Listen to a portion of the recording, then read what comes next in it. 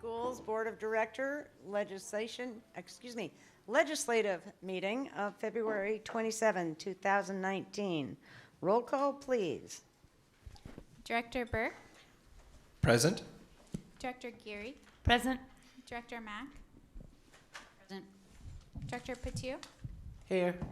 Director Pinkham, Here. Director Harris. Here.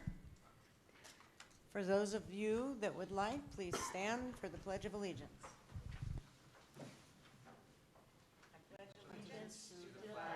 Of the United States of America, and to the republic for which it stands, one nation, under God, indivisible, with liberty and justice for all.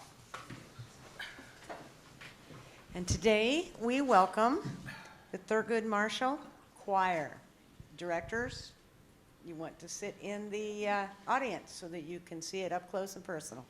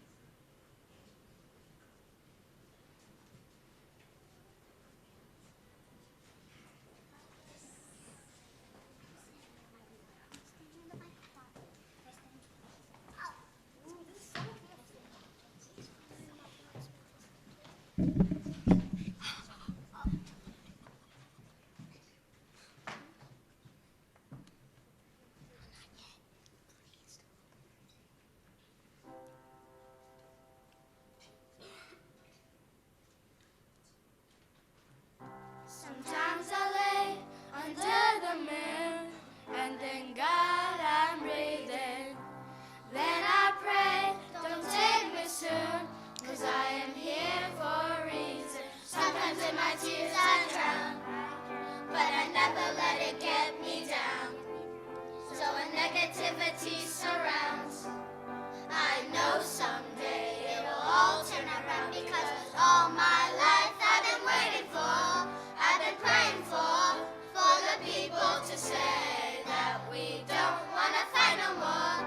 There'll be no more wars, and our children will play. One day, one day, one day, one day, one day, one day. It's not about win or lose, 'cause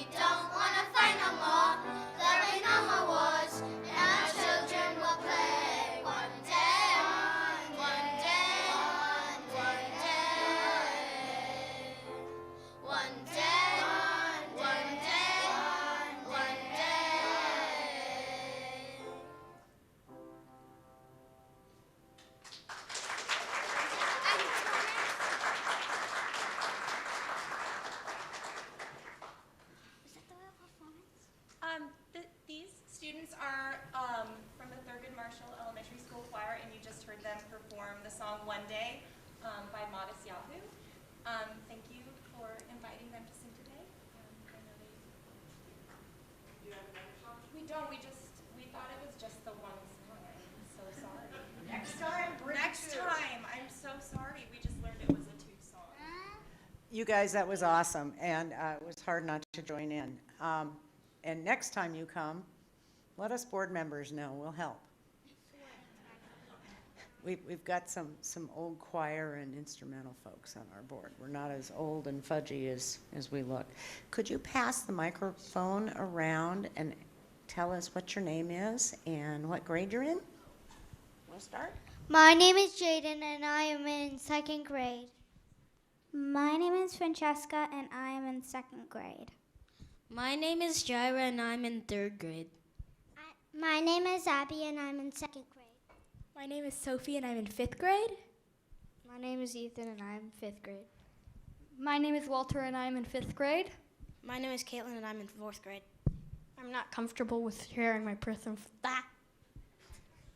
My name is Reese, and I'm in fifth grade.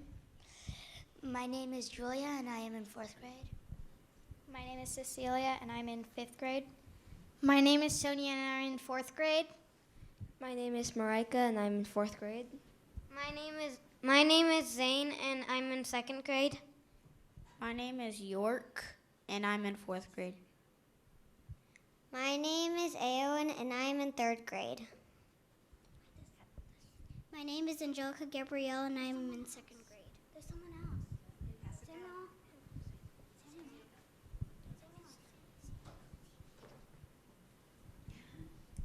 My name is Samuel, and I'm in second grade.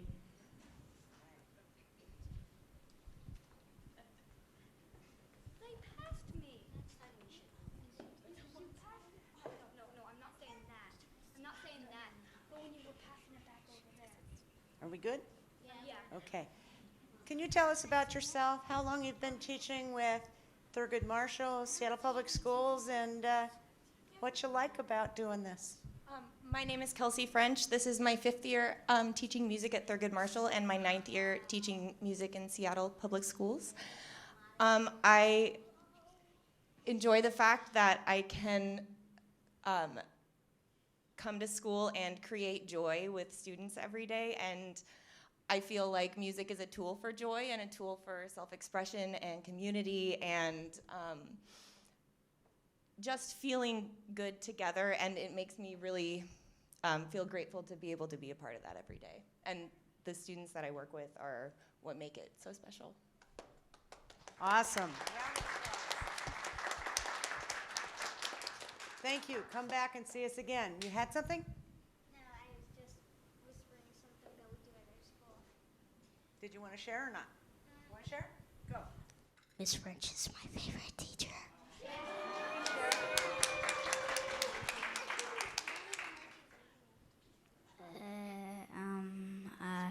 Miss French is a really good teacher, and she's really good at teaching music, and she puts on really cool songs. And we're really lucky to have you. Thank you.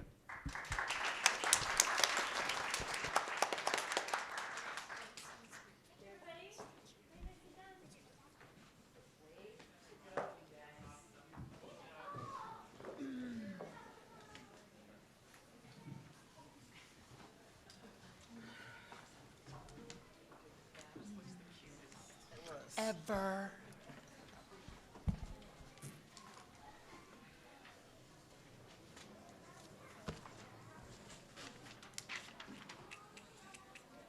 Madam Superintendent, the floor is yours. So unfair. Well, I just want to welcome everybody back from break. Yes, I'm hopeful that we can get back on track after 5 snow days and a 5-day break all piled onto.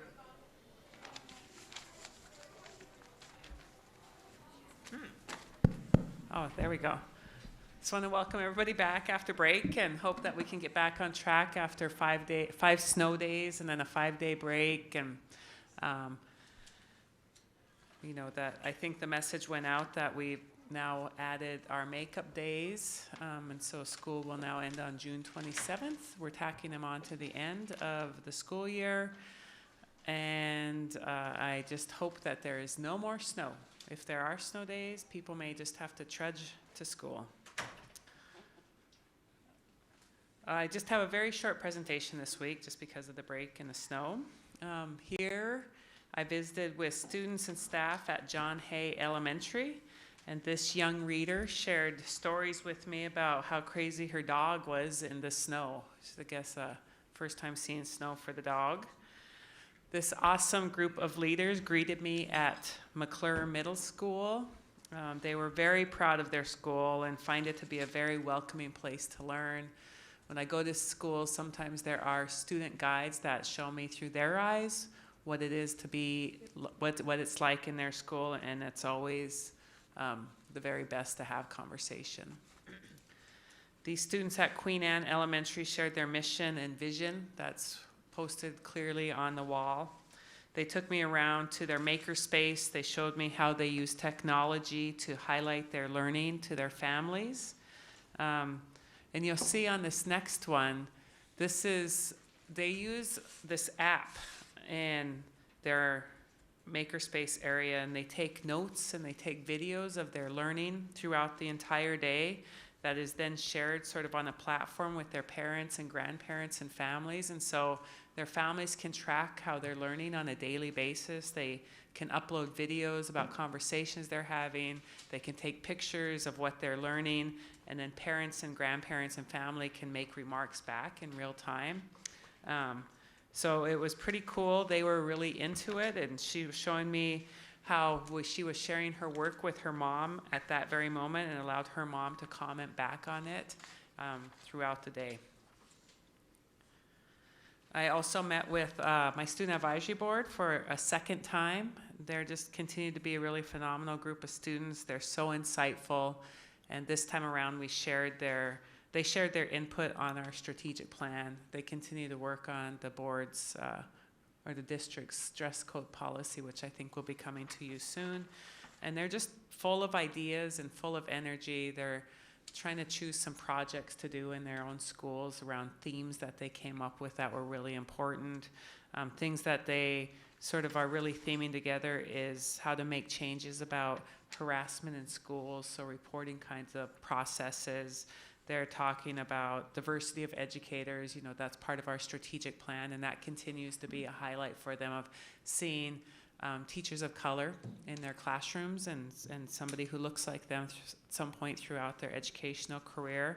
And also a big theme seemed to be really getting focused in on improving our comprehensive sex ed program in our schools with a focus on consent. And so they just see a real need to learn more in a more accurate way, and so they want to work on those issues as well. And those are just a few of the items that we had conversations about. Our staff across the district continue to be rock stars. Principal Bent shared her team's work on data analysis and how they're using data to guide their work. They have these big spreadsheets that were laid out around behavior and how they were trying to put supports around that and where they were happening and how they can make better plans around that. Principal Connor has some future student advisory board members at McClure. This was the group I showed you earlier of the student leaders in the school. They were really great, and they're so appreciative of their work in advisory period at that school. Principal Roy proudly shared Queen Anne Elementary. She and her staff look forward to moving into their bigger schools very soon, so they're super excited about that and making that transition. And then on one of the sunny days after the snowstorm, a team from central office drove to Olympia to talk with our Seattle delegation at an early morning meeting. It went very well, and I just continue to appreciate our delegation's work for public education and keeping track of the efforts that they're making in Olympia to work with us on raising our levy lead, special education funding, some of the SEB policies that need to come out, and the funding that needs to come so that we can actually do the work of the district. So I know that we all continue to keep an eye on what's happening at the legislature, and so it was good to sit down with them face to face and kind of have conversations. And on that note, finally, I just want to really also give a big, huge thank you to the Seattle voters for passing our levies. That school buildings will be able to be built, safety and security measures will be upgraded, technology needs can be taken care of, as well as some of the operations that we can continue in some way to deliver the efforts and the education, the quality education that Seattle parents and families are used to receiving and that students deserve. I know these are tough conversations when we're also talking about budget cuts at the same time, but without the passage of these levies, we would be in a really huge hole and have a much larger problem on our hands. So just thank you so much to the Seattle voters for continuing to see the value in public education and supporting our efforts. It's very much appreciated. Thank you. Okay, and with that note, we are welcoming Clarissa Powelson from Nova High School. You are a graduating senior and a member of the Garfield High School debate team. You, for all practical intents, with the exception of voting tonight, are a member of this board, so you have voice. You can ask questions when we ask questions. Welcome. Tell us what you've liked about your education, what you would choose to improve if you had authority and probably money, and what your plans might be if you care to share. Thank you. You can pull it out and you want to help?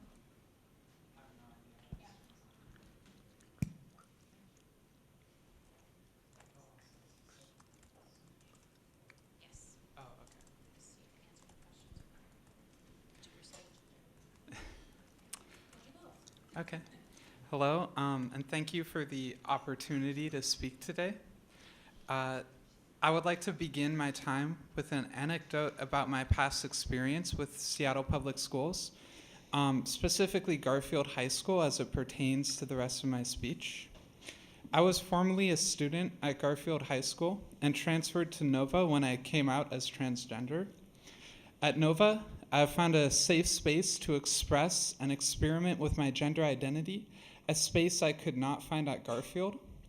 Every day I walk to Nova, I walk to a community that I know will support and respect my gender.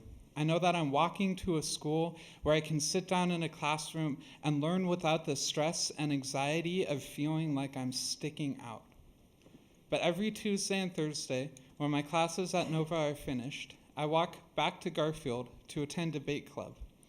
At Garfield, I'm met with stares and leers, people who give you that look that lingers for an extra second or two just to let you know that you aren't welcome. I walk through hallways that aren't open to me around people that have never known me but are so quick to cast judgment.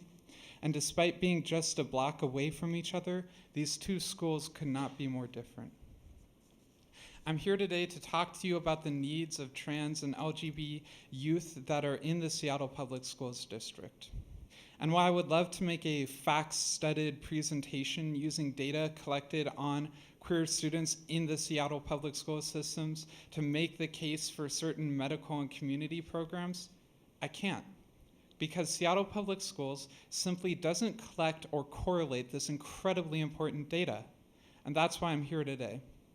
We already know from multiple surveys done at the high school and college level nationwide that lesbian, gay, and bisexual youth are an increased use for drug abuse and high school dropout rates.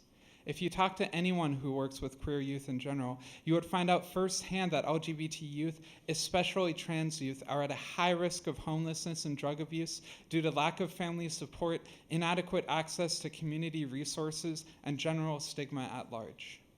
According to a Center for Disease Control study, approximately 2% of high school students are transgender, with 27% feeling unwelcome at school, 35% experiencing bullying, and 35% who have attempted or contemplated suicide. If these findings are correct, then it would mean that 1,077 approximately Seattle Public School students are at risk, and Seattle Public Schools seems to be doing the minimum to support them. Most recently, Nova students won $1.3 million for an LGBTQ wellness center, focusing on helping queer students across the city and providing training for other healthcare clinics. While we applaud this development, we have to remember that queer students don't just all go to Nova or live in the Central District, where this clinic is easily accessible.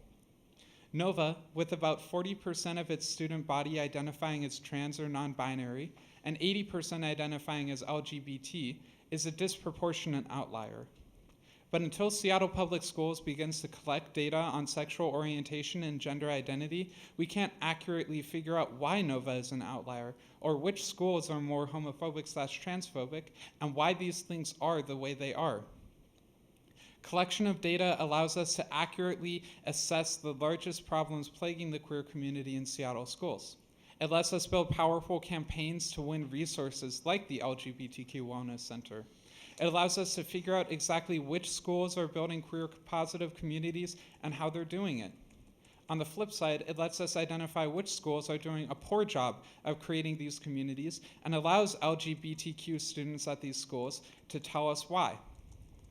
At Nova, we are building not just a queer community, but a community that is positive and accepting of everyone's sexuality and gender expression.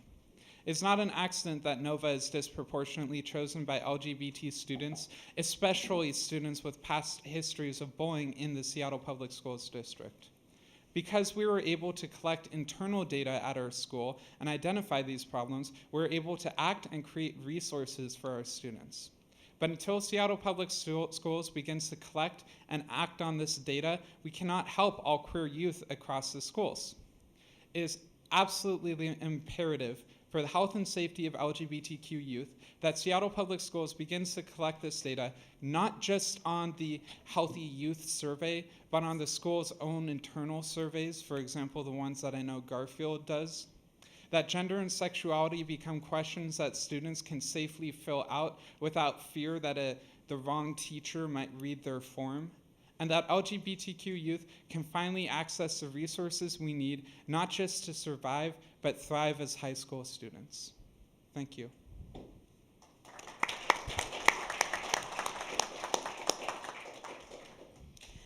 Thank you.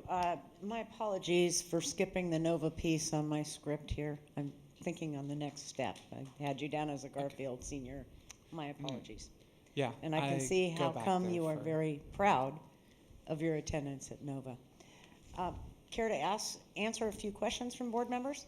Of course. Okay. What's next for you, if you know? So I have applied to and have been accepted at the Evergreen State College and at the St. John's College. And so right now I'm making those decisions and just thinking about that.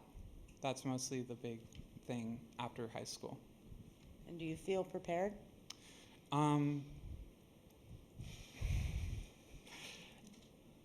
do, a little bit. I was most recently just able to spend some time with my family out of town and me at home and taking care of myself. So that was just a little taste of what it might be like in college without people there to be like, oh, hey, you need to go outside every single day. And then you have to find ways to be like, oh, hey, I need to go outside every single day. I need to go out and talk to people, because you no longer have like parents in school to force you to do those things. And do you have any sense of major or exploration during and after college? Sorry, could you exploration in like profession, passion?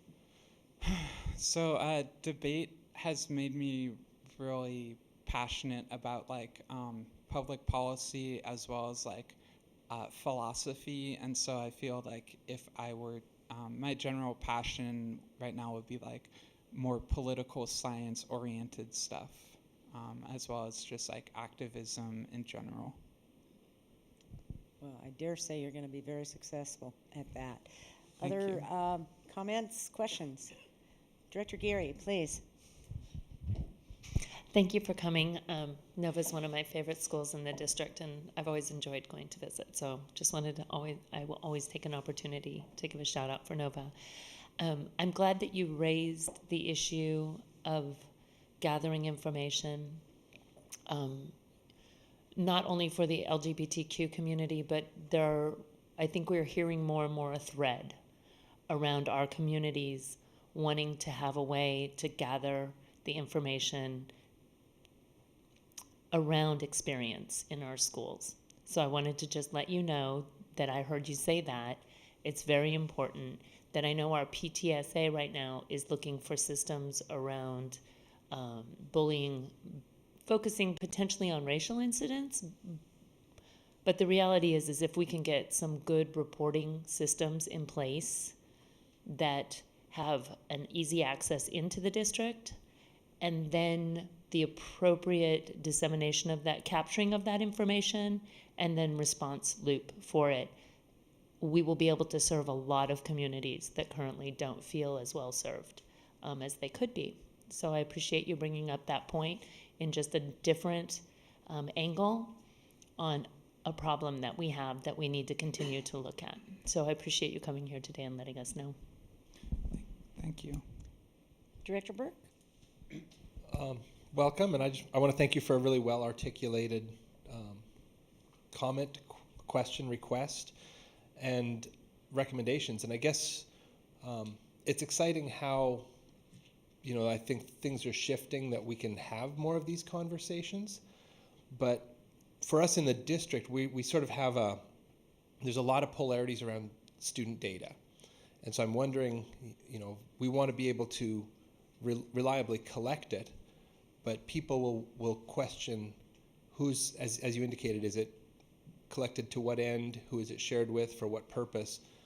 And so I'm wondering if you could provide any more insight in terms of the climate and how we would have to ask to be able to feel like it was safe, and what sort of controls we need to put on it so that people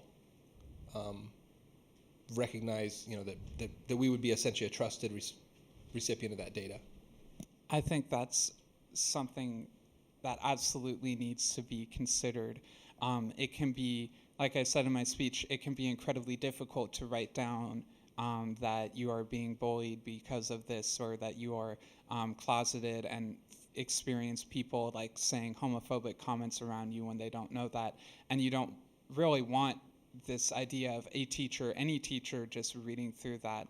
And I know that Garfield High School, when I was attending there, has done surveys through phones, through websites, and I always felt like people were not only more enthusiastic because, hey, I get to fill out my survey, and then my phone's out, and teachers like bringing everybody together and I'll check my texts.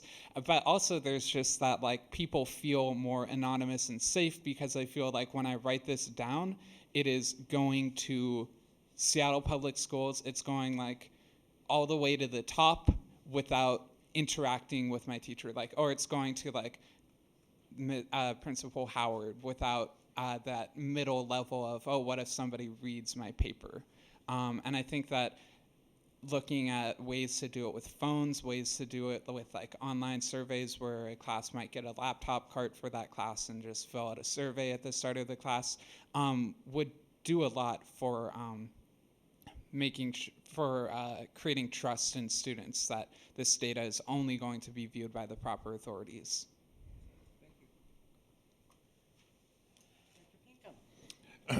I want to thank you as well. Carissa was sharing the words, and it was so well written and spoken, and that there is a need for us to be able to change how we collect data. Because one of the things I noticed, one of the new forums I went out and I said, why is there just 2 options for gender? What if someone opts to not identify as either one? We should allow them to do that. I choose either not to answer that question, or the responses you have don't match who I am. That's just one step I think we can probably do to help make people feel safe. Because if we just say there's only 2 choices, we need to provide more than that. It can also be incredibly difficult if you are not out and you see these choices. You might be just looking at that and you're like, I have no idea which to choose for what I'm going for. It also just is a good way to, like you said, start off the questionnaire by alienating people who are at the most risk for the things that you're trying to figure out. Yeah, and I hope we can get to the point where we don't have to ask, or someone has to worry about coming out. They're always themselves, and something that they feel free to share and not have any repercussions. And again, I thank you for your words you've shared. Thank you very much. You're welcome. Okay, we have reached the consent portion of tonight's agenda. May I have a motion for the consent agenda? I move approval of the consent agenda.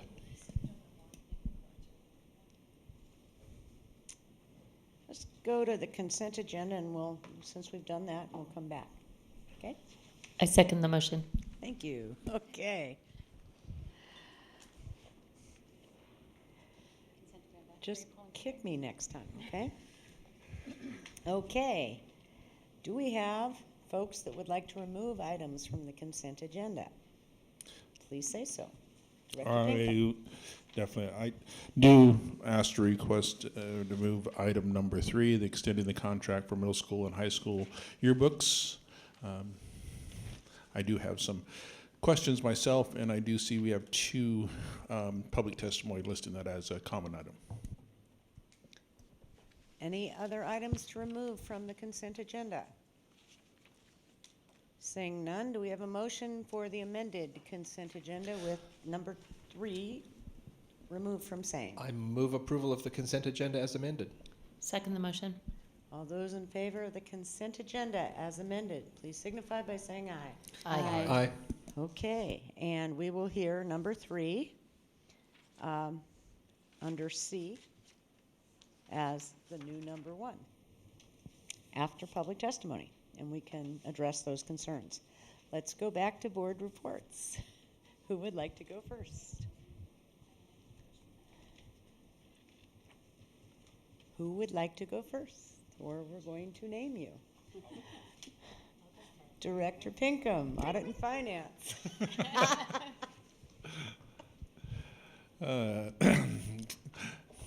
Katsiaya and Tascalao, thank you and good evening. As Chair of Audit and Finance, our February meeting was, I think with most of our committee meetings, was one of those that was canceled and wasn't rescheduled, and our next Audit and Finance meeting actually won't be until March 18th. Because of midwinter break, we got a bit of extension, but we will have our quarterly audit and finance meeting next Tuesday. So if you wish to come out and see what's being discussed there with our quarterly report, please do so. And just an FYI, I do know about some things that are coming up with ANF in response to some of WASDA's new policies on us with having to do some audits and some things with social media that we are looking at that will come up on future agendas. And that's really all I have right now with ANF to share, and Katsiaya. Thank you. Geary, Curriculum and Instruction and Legislative, please. And Strategic Plan Steering Committee. Well, that too.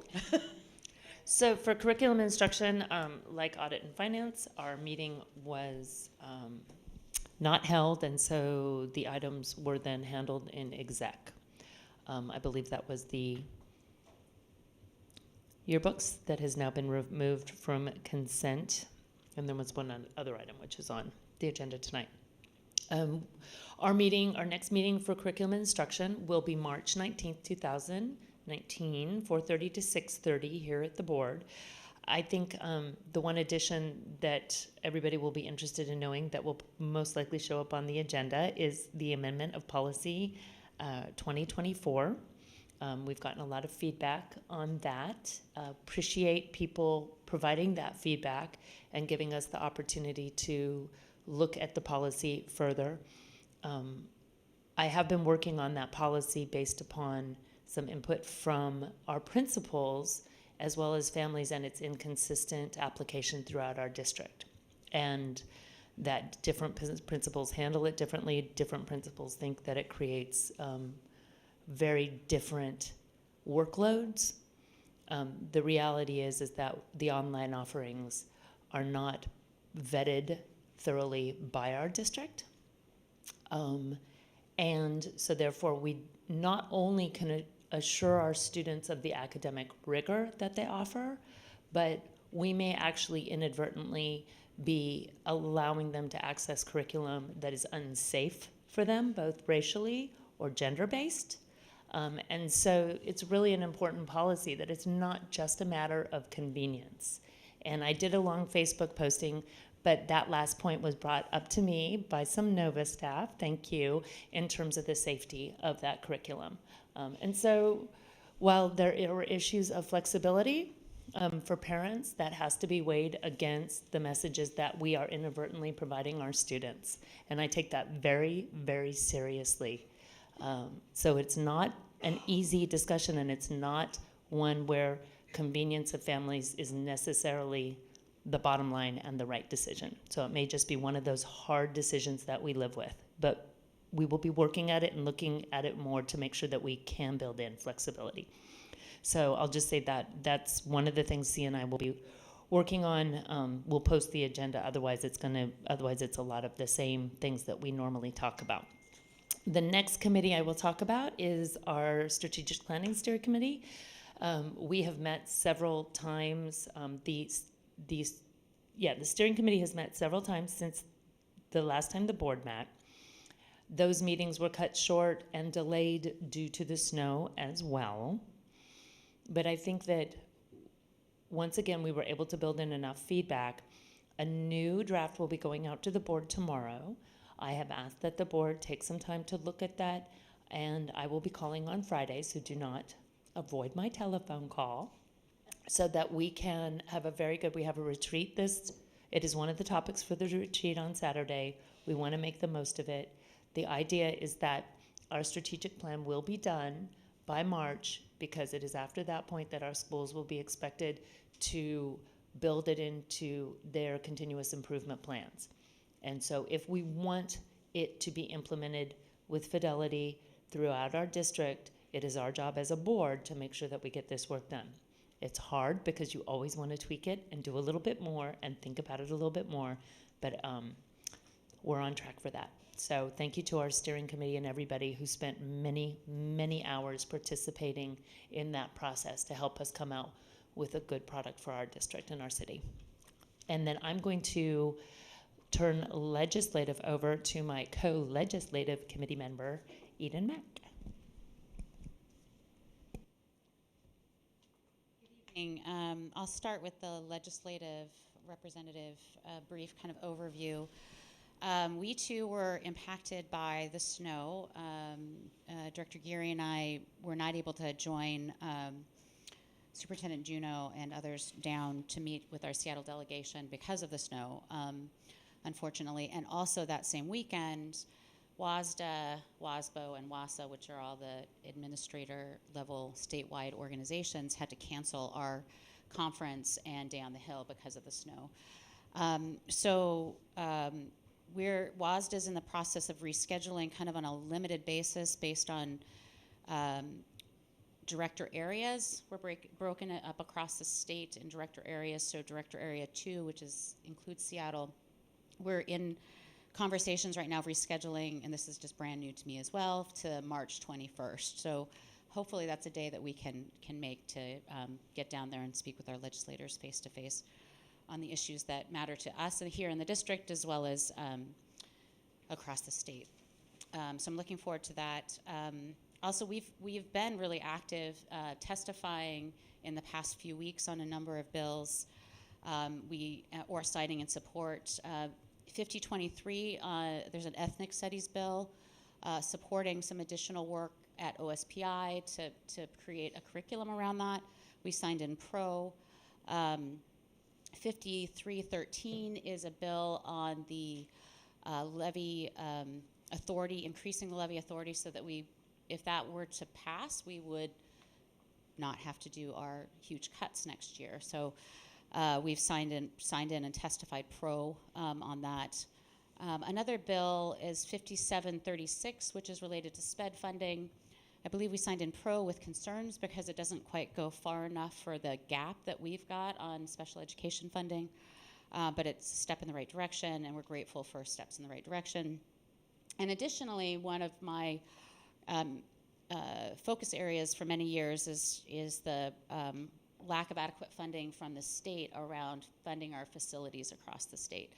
The program is called the School Construction Assistance Program, SCAP, and Bill 5853 would make dramatic improvements across the state for not just Seattle, but all districts to receive more appropriate funding to update and have safe school buildings.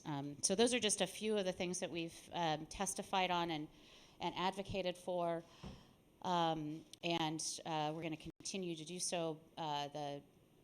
We've already reached cutoff of the first house, I believe it is, or a cutoff of committees right now. So, and you know, your letters to your legislators supporting funding for special education and or increasing our levy authority would be much appreciated as well. They need to hear from you all as well. So that's legislative stuff. Operations committee, we didn't get canceled. We were the day after the last board meeting, so we had our meeting. It was really productive. The agenda is still up online. You can look at it there, but a couple of highlights are that we discussed policy 6900, which is facilities master planning. Currently we have a planning around levies, but not around the overall master planning, and so we're starting to work to put that policy into place. We got an overview and update of the capital grants that we get, which was informative, as well as an update on where we're at with improving the safety and security of our buildings across the district. There was a brief update about the Transportation Task Force, as a couple other things. Really good meeting, moving a number of issues forward. The next meeting will be on March 14th. The agenda for that's not posted yet, but we've already met to discuss that.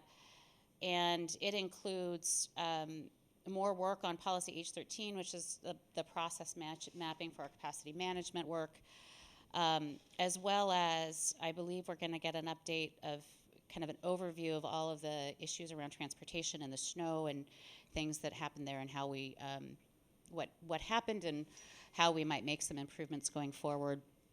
And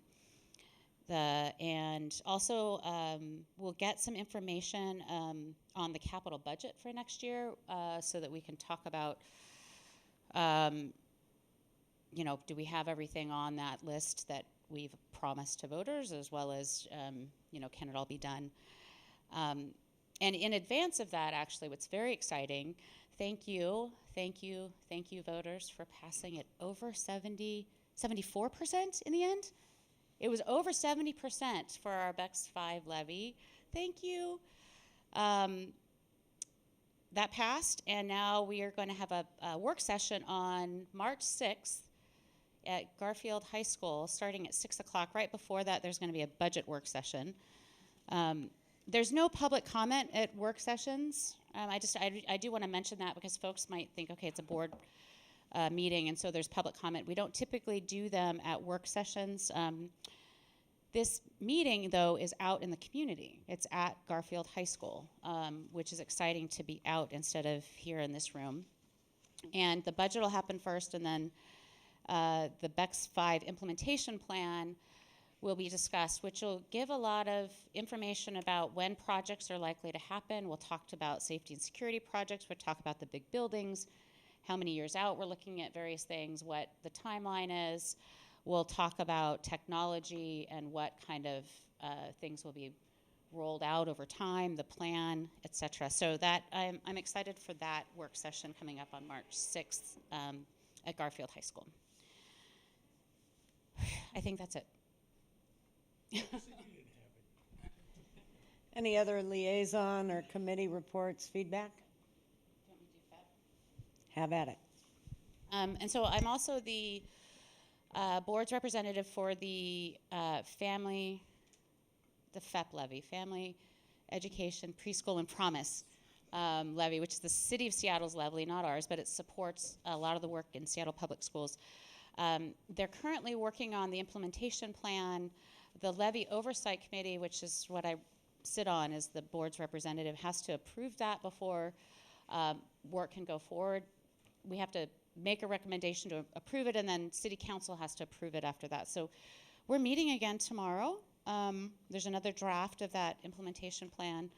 And I know that work is going on between staff here in the district and staff at the city on the partnership agreements and various other pieces that need to be pulled together.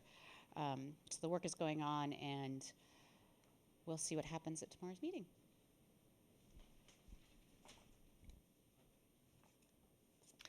Okay, executive committee did meet. We met on a different day because of snow and the availability of our members.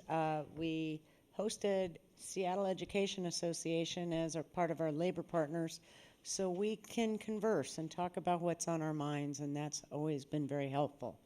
And we try to rotate between our labor groups because sometimes, unfortunately, even though we're all on the same team, it can get a little oppositional and it can get a little narrow when we're in bargaining.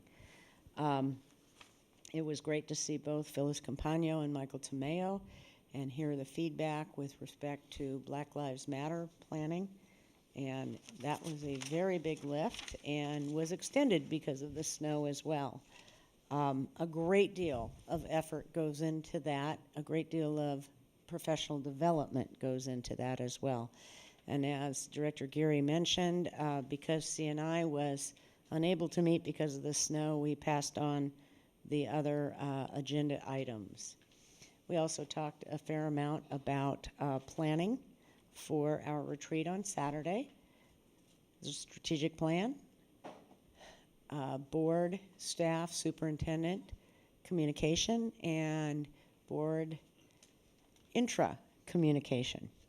And they're all wonderfully complex issues, sometimes fraught with peril, sometimes fraught with history. But let it not be said that we don't respect each other. We just are looking for more effective ways to communicate so that we can get more done of a higher and deeper quality of work. And we all have roles, and sometimes they get a little messy. But game on, and I'm looking forward to it, and I'm bringing lasagna. I am. It's good lasagna. Okay. There'll be a veggie option. I recognize my colleagues and others. Okay, so there's that. So now we are at 5:05, time check. Because we did the consent agenda out of order, we are at board comments. Who would like to go first? We've got 25 minutes before public testimony.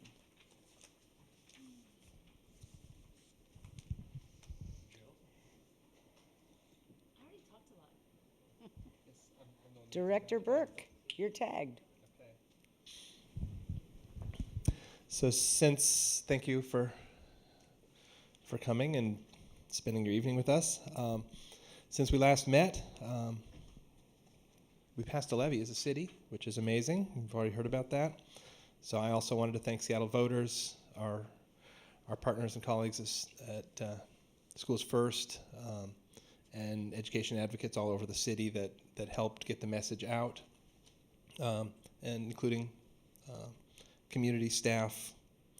It was really an amazing effort, so I'm really grateful for that. I've had a couple of activities in the last few weeks that I wanted to share about. Some of them are meetings, and some of them are, well, they're all meetings because that's what we do, right? I met with a fellow by the name of David Coven.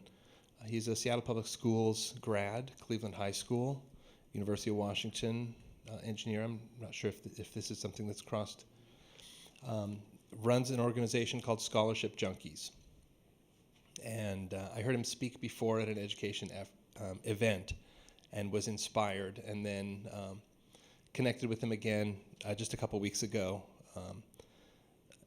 In the last through the work of Scholarship Junkies, they've engaged with over 3,000 students, not just in Seattle, but nationwide, providing scholarship guidance, essays, support with college essays and placement, jobs and internships. So they're essentially people that have just gone through this process themselves, and through a very heavily volunteer leveraged network, are impacting a huge number of students.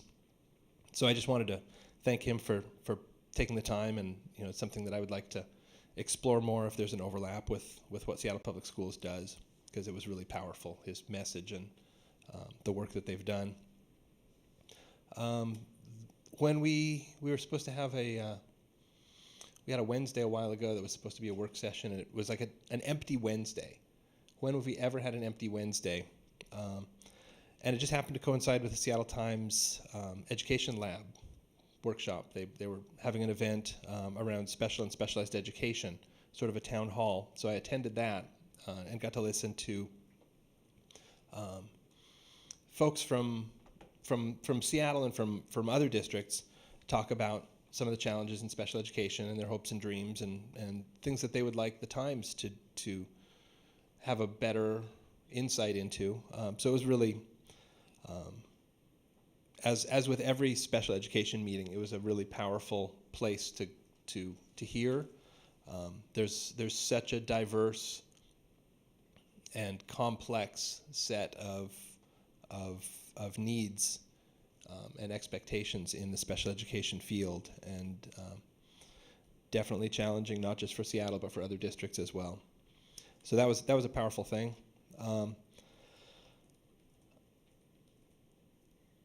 Let's see. We had an internal conversation with our capital staff around. We've talked about the priority hire initiative, which isn't really a priority hire initiative, but rather it's a how do we as a district collaborate with our labor partners to help students find careers and help our students that find those careers work on our projects and do it in a cost-effective manner. So there's going to be an April 6th work session on that topic. And so this meeting was myself and Director DeWolf, Richard Best, and Fred Podesta to try to put some structure around that. So there'll be more conversation coming on that. And so I want to thank staff for doing some of the legwork on that. I've met either in person or on the phone with each of you on the board in preparation for our board retreat this Saturday. So I want to thank you all for the gift of time that you've shared with me to try to queue this up. It's a particularly important conversation. Not only do we open it up with strategic plan, which is important, but both the superintendent and the school board have annual goals that we've made a commitment to around communication collaboration. So this is our chance to kind of put the rubber to the road, and I'm looking forward to that. I have a community meeting that I've scheduled for March 9th at the Fremont Library from 4 to 5:30 p.m. As I've indicated before, I'm going to have a focus theme. Of course, people can talk about anything, but I wanted to try to rally folks around science, because I know we're in the middle of our adoption, and I want to get kind of common feedback, get some educators and families in the same room talking about this topic as we work towards that. So that's also on the table. Unfortunately, we had a community meeting, a community presentation of the science materials that was canceled due to snow. So I'm not sure if that's been rescheduled or if it's going to be, but I'd say watch the website for that. Or that is all I have for now, and I may have a few more comments after testimony. Do I see Director Kinoshita nodding his head yes for the reschedule on the science? We can take that up after. Terrific. Sounds like we're rescheduling that. Next up, Director Mack.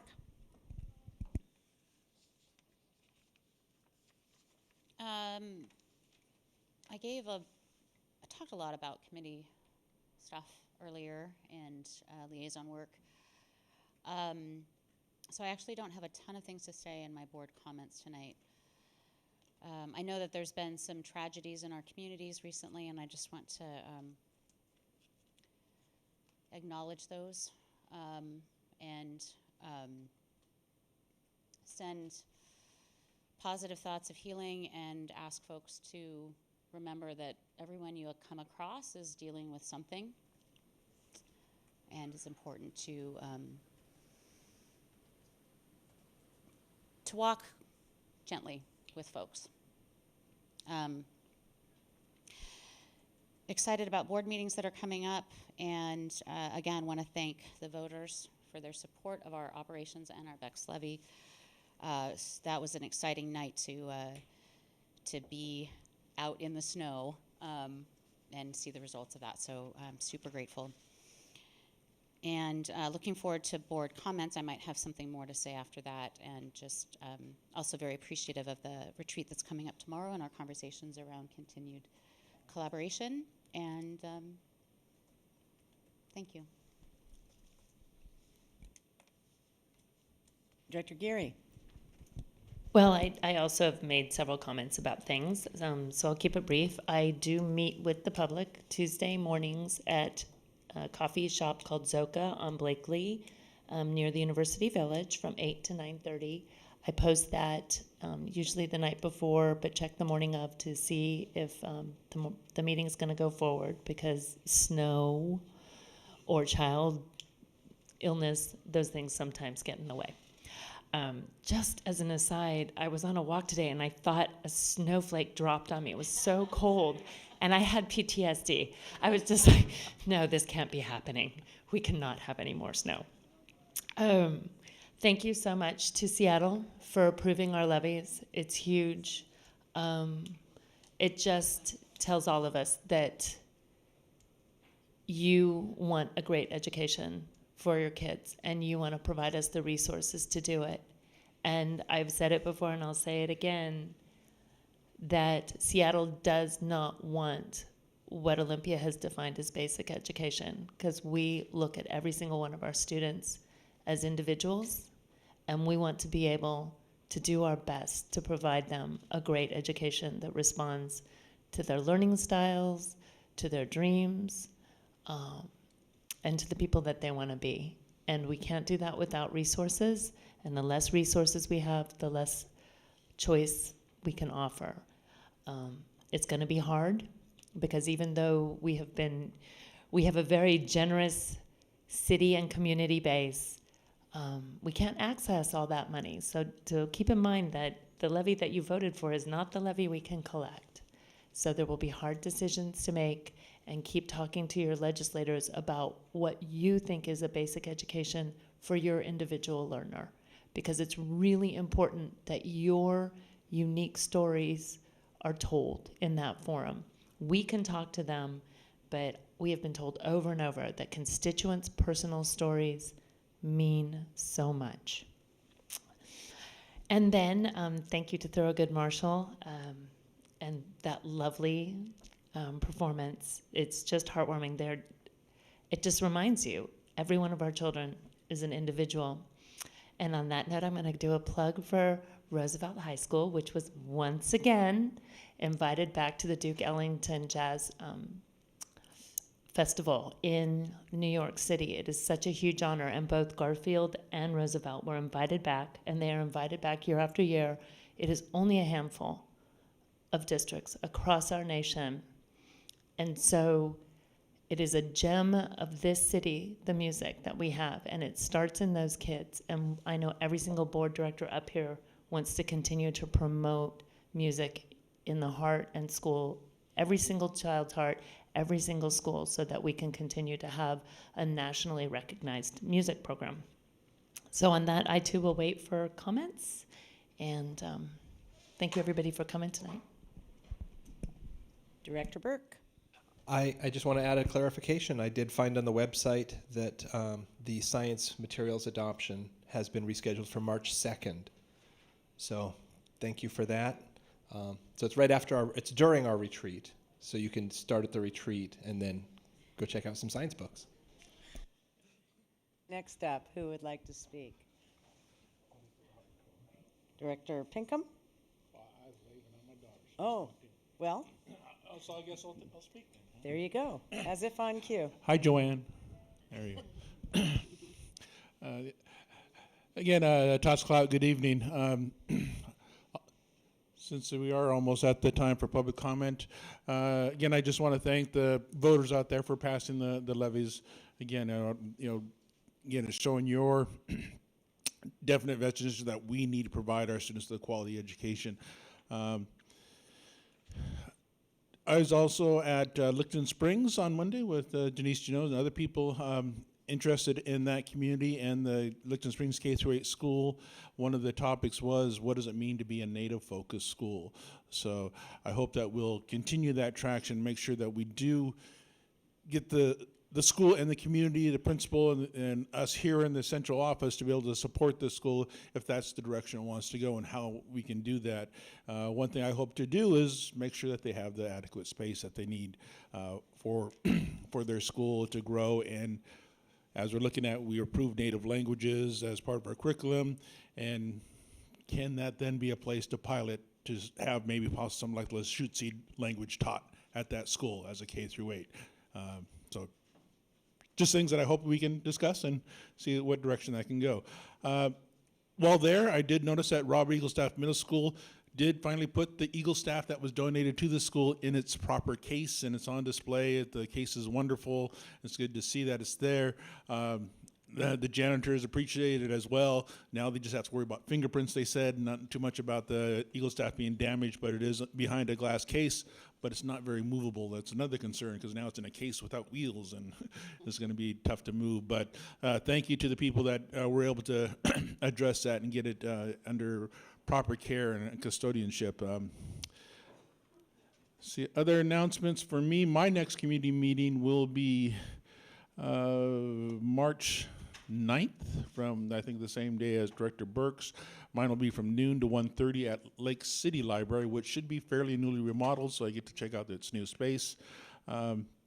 So hopefully, if you're there, please come out. I didn't have one in February just because the weekends and time didn't work out, and plus with all the snow closures that happened.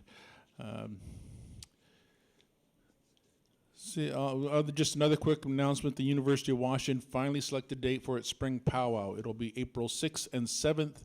It can't be on the UW campus due to remodeling of Heckhead Pavilion. It'll be at actually Seattle Exhibition Hall. So April 6th and 7th, come out to the UW spring powwow. And I'll save other comments I have for after public comment, but do want to make sure to thank Thurgood Marshall for their singing, and Clarissa, again, thank you for being here and sharing your perspectives and your voice. Katsiaya. I was going to wait. Well, in that event, you want to do your initial comments? I'll just go ahead. Sure, thanks. Good evening.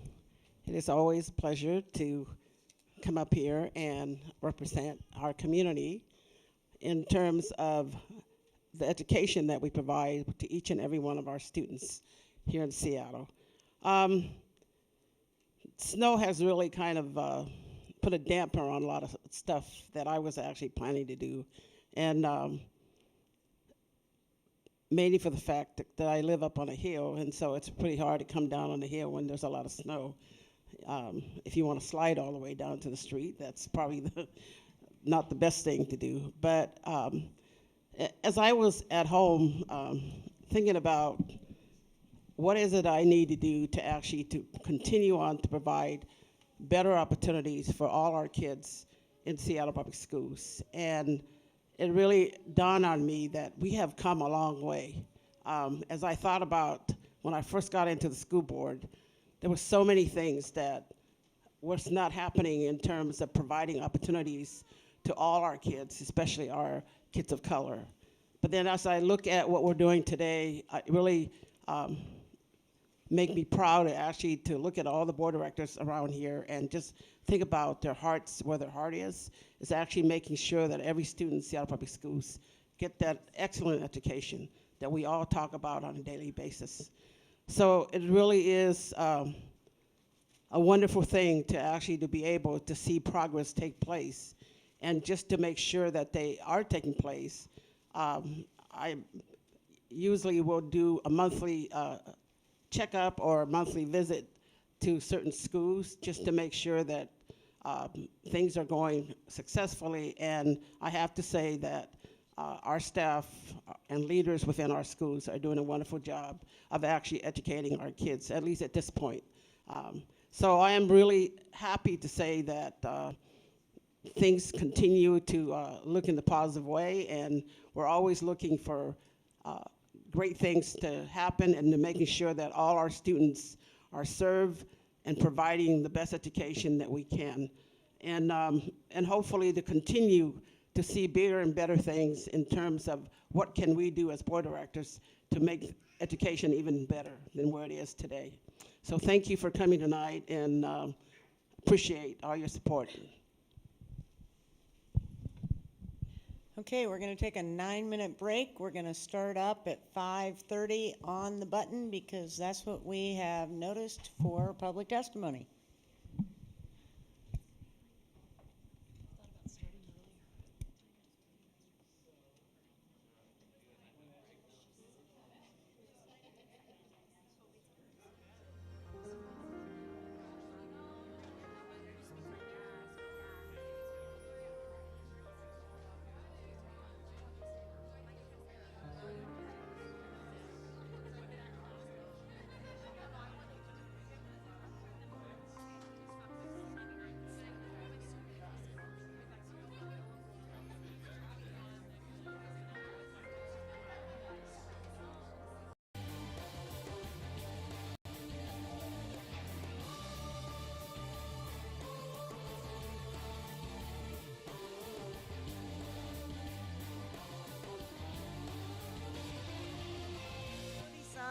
We're ready for public testimony.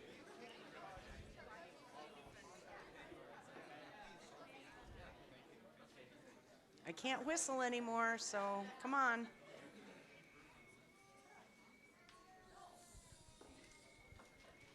Okay, we are back in session. In accordance with Board Policy Number 1430 and corresponding Board Procedure 1430, Board BP, one person speaks at a time. Comments need to be addressed to the board. Please adhere to the time limit, which is 2 minutes. At 1 minute 30 seconds, you'll get the yellow light so you can wrap up your time.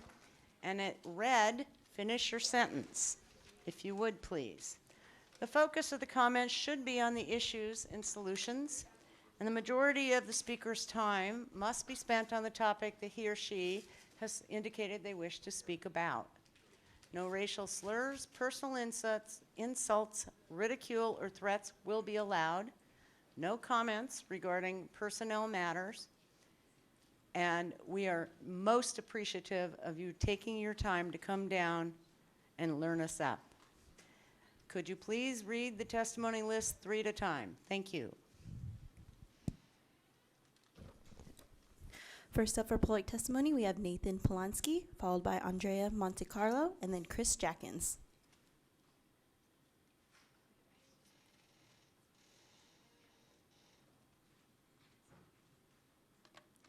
Hi, I'm Nathan Polanski. I use he, him pronouns, and I attend Nova High School. Before this year, I actually lived in North Carolina, where I was bullied and called a lot of slurs by students and teachers alike, mostly because of the fact that I'm not straight or cis, so I'm in the LGBT community. After a few years of being bullied, I actually dropped out of school. And my mom and I started looking to move away for a safe and more accepting place. And one of the most talked about ones was Seattle. And Nova was actually the most prominent school that talked about a safe and accepting space for no matter what you identified as. So we came to visit here, and as soon as I walked into Nova, I was kind of surrounded by this sense of like family and support, and not being treated like all that mattered was my test scores. And they really focused on what would help each person individually. And as soon as we got home, we started packing to move here. And Nova has not only helped me feel safer in my gender identity and how I present myself, but actually more confident in my learning and what I would be doing in the future, because it helps a lot with planning. And yeah, thank you.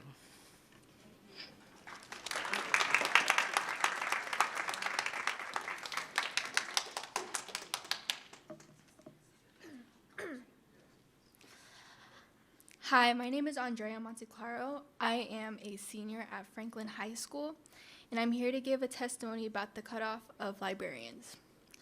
What is a library without a librarian?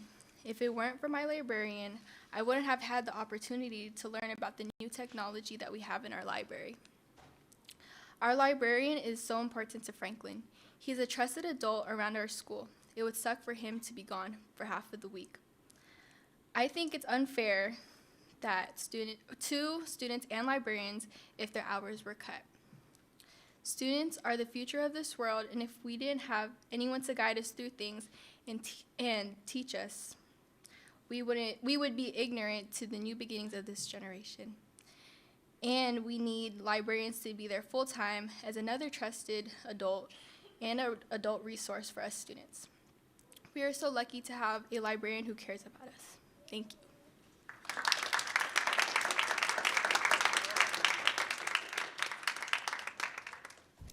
After Chris Jackins, we will have Dr. Carol Simmons, followed by Sarah Sense-Wilson, and then Janice White.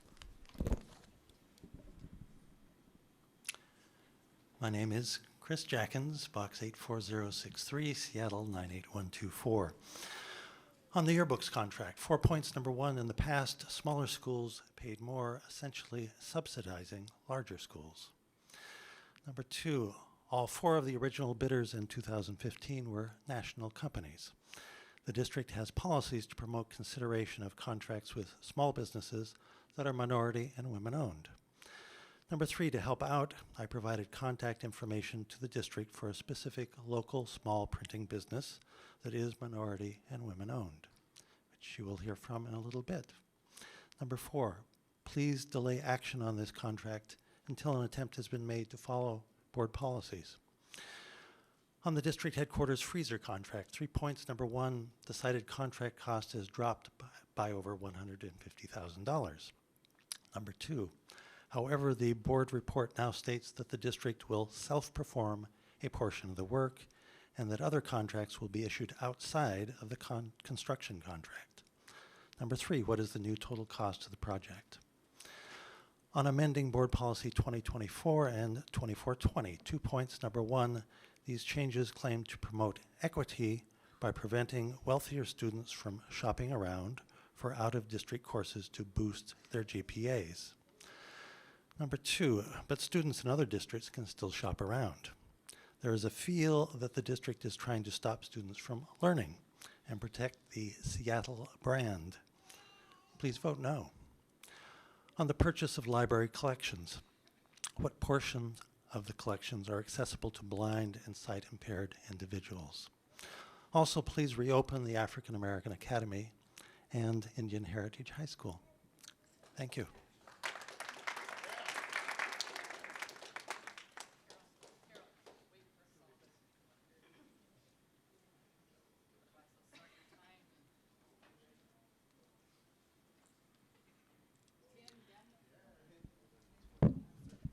Good evening.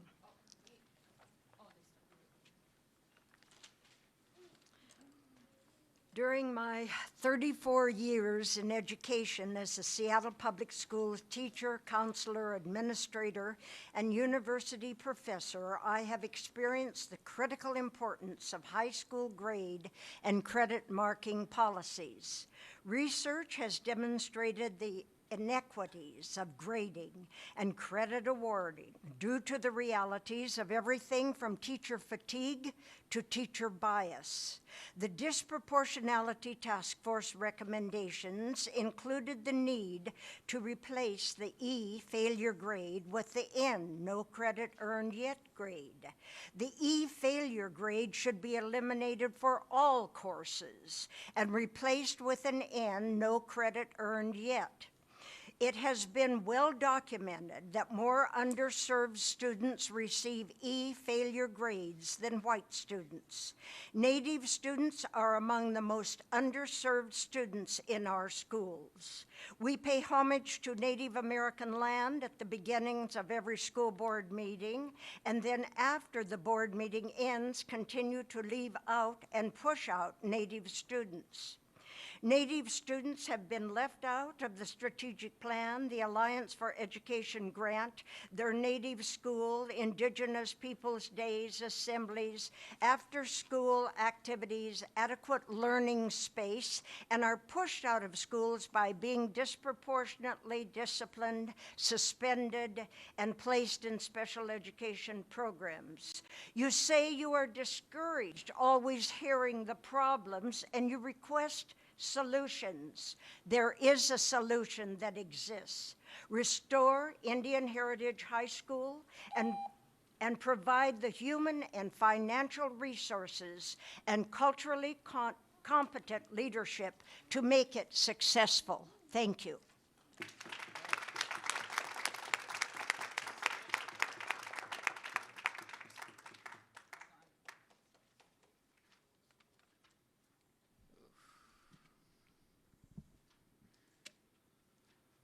Good evening. We're here tonight representing UNEA.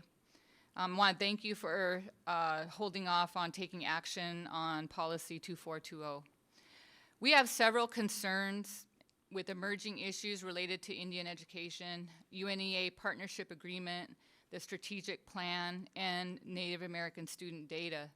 For the record, we are not in agreement with the selection process for the strategic plan steering committee. No representation from our community, no representation from our socioeconomic, cultural background. There was no transparency, no consultation, no reports on committee meetings, and these meetings were closed to the public. The entire process undermines the leadership of grassroots CBOs and communities of color. Does this lack of inclusion reflect the core values and the philosophy of Seattle Public Schools? Is this truly extending the dinner table? We want Seattle Public Schools to include Native Americans as in the strategic plan priority. We want Seattle Public Schools to include culturally relevant and responsive curriculum, including mandatory STI and ethnic studies as a priority. We want Seattle Public Schools to prioritize community partnerships, CBOs, and family engagement in the strategic plan. Community-based organization partnerships are vitally important to bridging resources and support gaps experienced by marginalized students and families. We have concerns about the alarming 13% Native student suspension and expulsion data. How does Seattle Public Schools account for the spike in disproportionality in disciplinary action? Disproportionality in Native American students identified as SPED continues to be a significant concern due to the lack of resources, advocacy, support to meet the Native needs of 39% Native students enrolled in special education. We strongly encourage and suggest Seattle Public School leadership host a full-day retreat with Native American community to address the plethora of ongoing issues impacting Native American students as one step towards mending wounds, growing trust, and inspiring collaboration and cooperation. Thank you.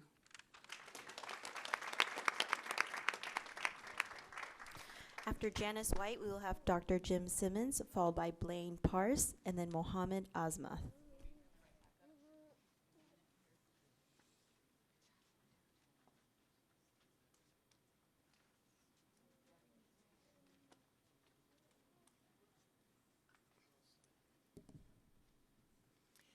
Thank you. I'm Janice White.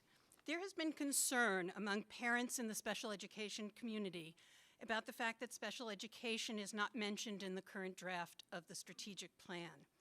When the draft was presented to the Special Ed PTSA at its last meeting, no one in the room disagreed with the need for the district to focus on the gaps experienced by African American male students.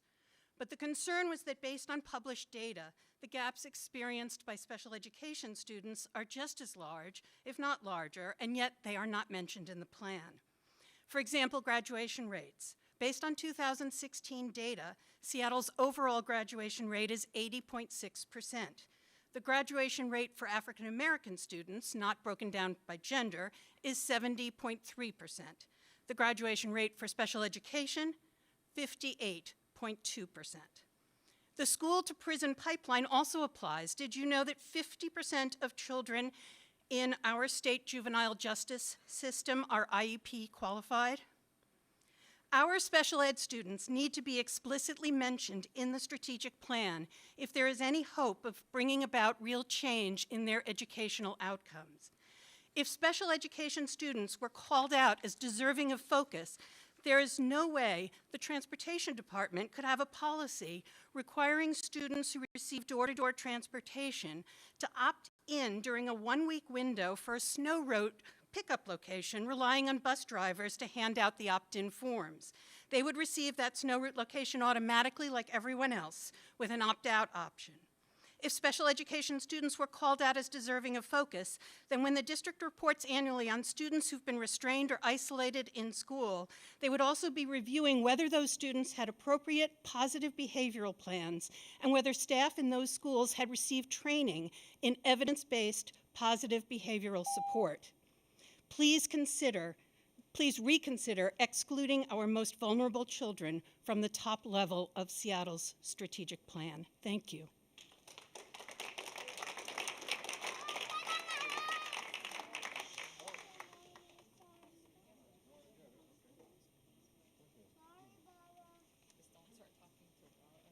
Okay.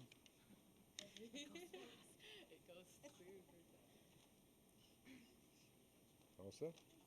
Okay. My name is Dr. Jim Simmons, teacher, principal, central office administrator, Seattle Public Schools and University professor, retired. I'm well aware you must constantly struggle to meet the many needs of students and families and staff in your seriously underfunded situation. I'm here today to speak not only to Amendment 2420, but also to the school environment which massively influences the students' academic achievement and how this affects the academic achievement of Native American students. In my experience as an educator, it is clear that to the degree which students do not feel an emotional trust in the teacher, do not feel respected for their ancestry and as a person, and do not feel respected as a member of a school community, academic achievement and the grades that go with it will be seriously diminished. For hundreds of years, Native American students and communities have been lied to, betrayed, displaced, and shunned aside by local, state, and federal government agencies. Such neglect and mistreatment has also been inflicted on the Native American students and communities of Seattle Public Schools. At present, the needs of the Native American students at the Licton Springs School are once again being shunned aside in an overcrowded school environment in which only one classroom is provided for 45 middle school students. No staff room exists for Licton Springs teachers and supporters. Teachers trying to teach in school hallways and nooks and crannies. Open and funded positions seemingly stranded in the Human Relations Department, and space to expand and let the program grow does not exist. The continuing disrespect and neglect of the needs of Native American students and families in this situation is obvious. If you are serious about raising the grades of Native American students awarded by the current or newly adopted grading system, reestablish a Native American school with the space and resources to grow and where trust and respect for Native American students and families and community and staff can thrive. This was done in Seattle with the Indian Heritage High School. The example that we had worked well for a number of years. Then the school district let it collapse by, I guess, benign or perhaps malign neglect. But it could be reestablished, and it should be. Thank you.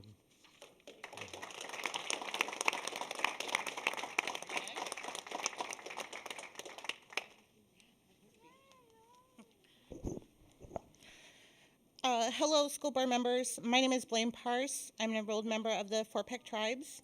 I'm also a graduate of American Indian Heritage Class of 2000. I'm currently a parent and caregiver for 4 students in Seattle Public Schools. And as a parent volunteer of Licton Springs K-8, I am also the PTO co-chair. I would just like to bring to your attention our community has been requesting a space audit from several of our board members here and scheduling staff, and we have not heard from a few of you guys. The space audit would give us the opportunity to improve our learning environment and bring cohesion to our community, our school community. Also, as a community member, I would like to bring forward to the table the inequity of pressuring Licton Springs K-8, which is a majority marginalized families, is hypocritical of the district's promise of being more equitable. Also, as a graduate of Indian Heritage, I am also, thank you to everyone who speaks up about having a Native-focused high school. I'm really supportive of that in any way that I can. Just to keep my time short, I would also like to invite all of the school board members to our Licton Springs K-8 PTO meeting, which is March 11th. That's a Monday from 6 to 8 p.m. Thanks.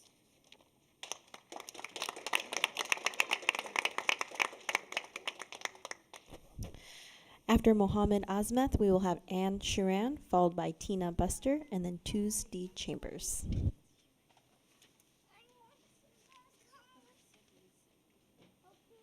Hi, my name is Mohammed Azmeth. My wife is Nikhat Azmeth, and my kid. We came here to talk about some yearbooks you guys contracting for the East Coast companies, nationwide companies.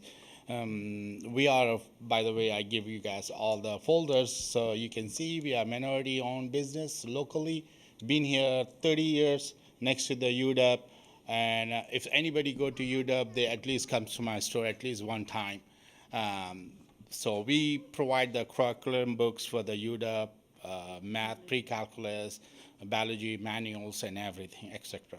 But the yearbooks, we want it to be invitized like to come to us, and is a local and price, cost, whatever you guys have to meet the contract. We're willing to work with you guys and provide the better quality service and better every area. The books cost from shipping from East Coast to West Coast. It costs a lot of money.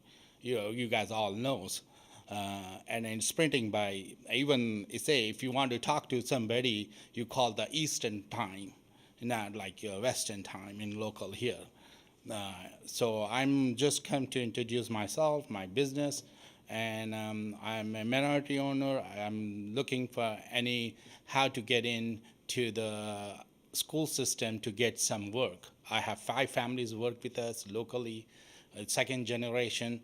40 years been in the business, and if you guys give us a chance, we will prove you guys are like all good and give you good quality service and price wise, and that's it. So, thank you.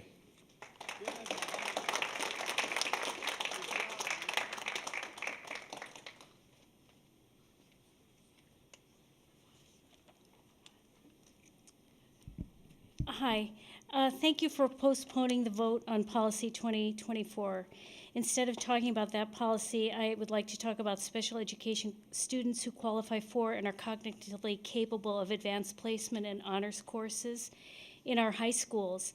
These students are known as twice exceptional, and while there are variations, it usually means creative, big, bright, and way above average brains and very low output and processing speeds. These kids have 504 plans, IEPs, and their LRE is often the class that is going to be at their cognitive level.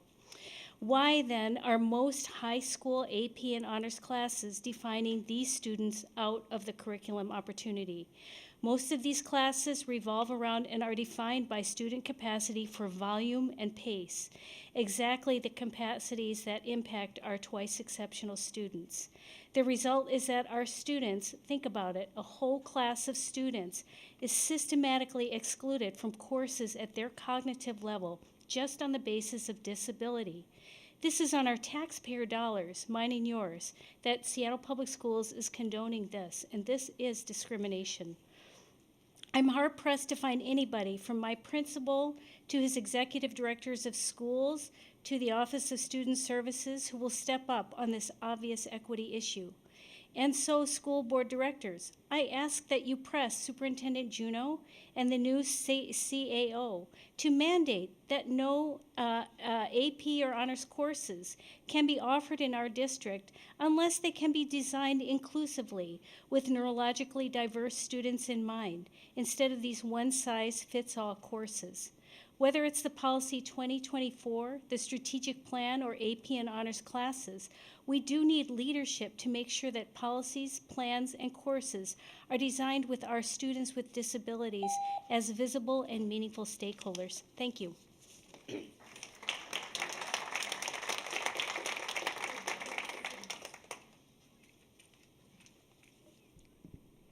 Good evening. My name's Tina Buster. I'm the teacher librarian at Emerson Elementary. And though I love my Eagles, I'm here tonight to speak in support of all students and all SPS libraries. I've provided you with two handouts. The first one has a banner entitled Big Victory for School Libraries, and it's a two-sided one. And the other one is a copy of page 17 from the 2019-2020 Gold Book. Through the advocacy with our state legislators, the Washington Library Association was able to amend a library's materials change into Senate Bill 6362, which passed and was signed by Governor Inslee last year on March 21st, 2018. The amendment added a line item clarifying that $20 of the state allocation was to be spent specifically on library materials. In our district, those funds did not reach our schools, or at least they were not allocated directly to libraries. It was up to principals who were not informed about 6362 by the district, by their supervisors, by anyone except the librarians working in their building. That was disappointing. However, it's sort of understandable. The timing was not great.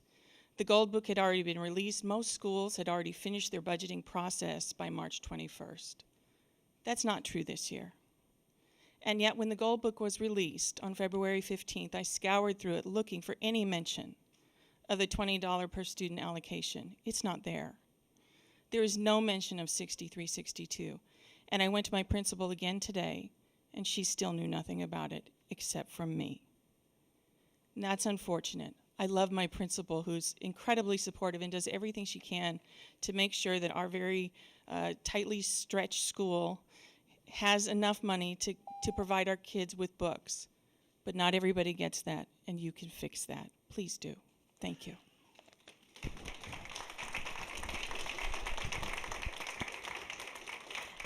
After Tuesday Chambers, we will have Amy Arvidsson, followed by Rebecca Weinkoop, and then Brian Terry. My name is Tuesday Chambers. I'm the Ballard High School librarian. I cede my time to Lauren. Oh, can I move it? Is that a thing? Oh, okay. Hi, my name is Lauren Nguyen, and I'm a senior at Franklin High School.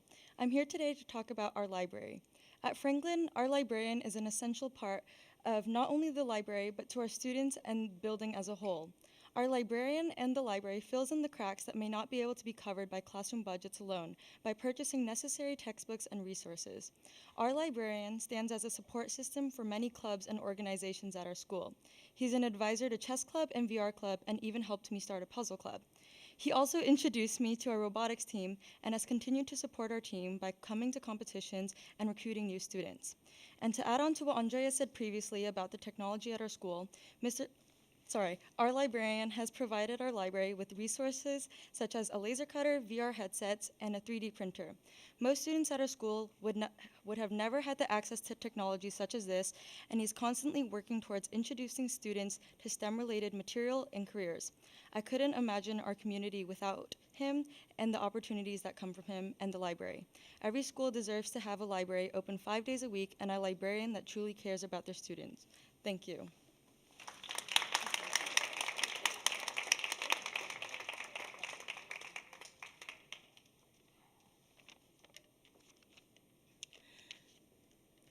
My name is Amy Arvidsson. I've been a middle school language arts teacher for 12 years at Washington and now at Robert Eaglestaff. I'm here to ask you to fund libraries first, because libraries are essential to our mission to reach every student every day and to close gaps. It's a matter of equity. First, students need libraries because libraries are student-centered spaces for all students. The library is a safe place, an oasis where students can restore and recharge themselves before going to their required classes. Libraries are the one place where students can pursue what matters to them, and librarians can personalize learning to what they're interested in. Most importantly, libraries are places without judgment and without tests.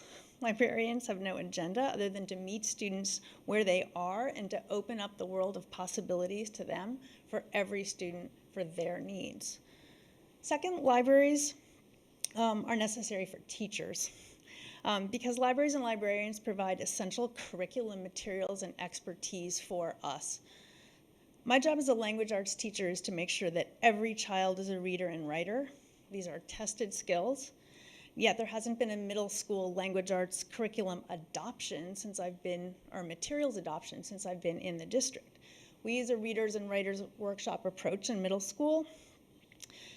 To reach every student every day and to close gaps, I need up-to-date, culturally relevant curriculum materials, and the librarians are the ones that know and can help us provide the materials that reflect the experiences and interests of my students.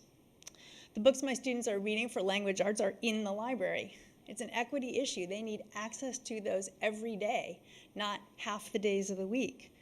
We need librarians, the ones who really know the books, to help us point each student to the just right book that's going to light them on fire. We also need teachers to curate the materials for us. And so without librarians, I wouldn't be able to provide all the materials I need for my students. Libraries and librarians are essential to students and teachers to reach every student every day. We need librarians. Thanks.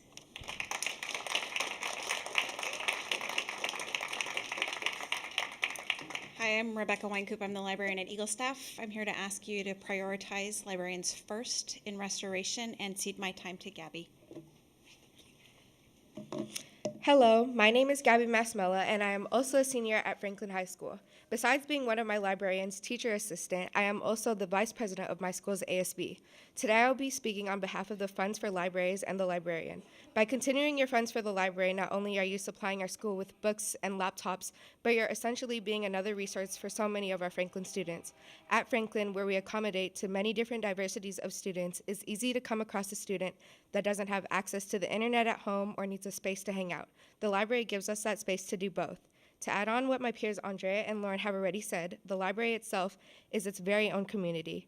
It's not only a space to read or do homework, but it's a safe place where our Muslim Student Association can pray during Ramadan, and a place where our AP government classes can have debates. It became a place where our PTSA meets regularly, and it's also a space where over the years, I've gotten the chance to meet our librarian. Over the years of my high school experience, our librarian has opened me up to many different skill sets. He became another adult I could talk to about anything at Franklin, and I know for a fact that I'm not speaking for myself when I say this. There's many different reasons why Franklin is so unique. Our librarian and his commitment to the library and his students are just one of them. Thank you.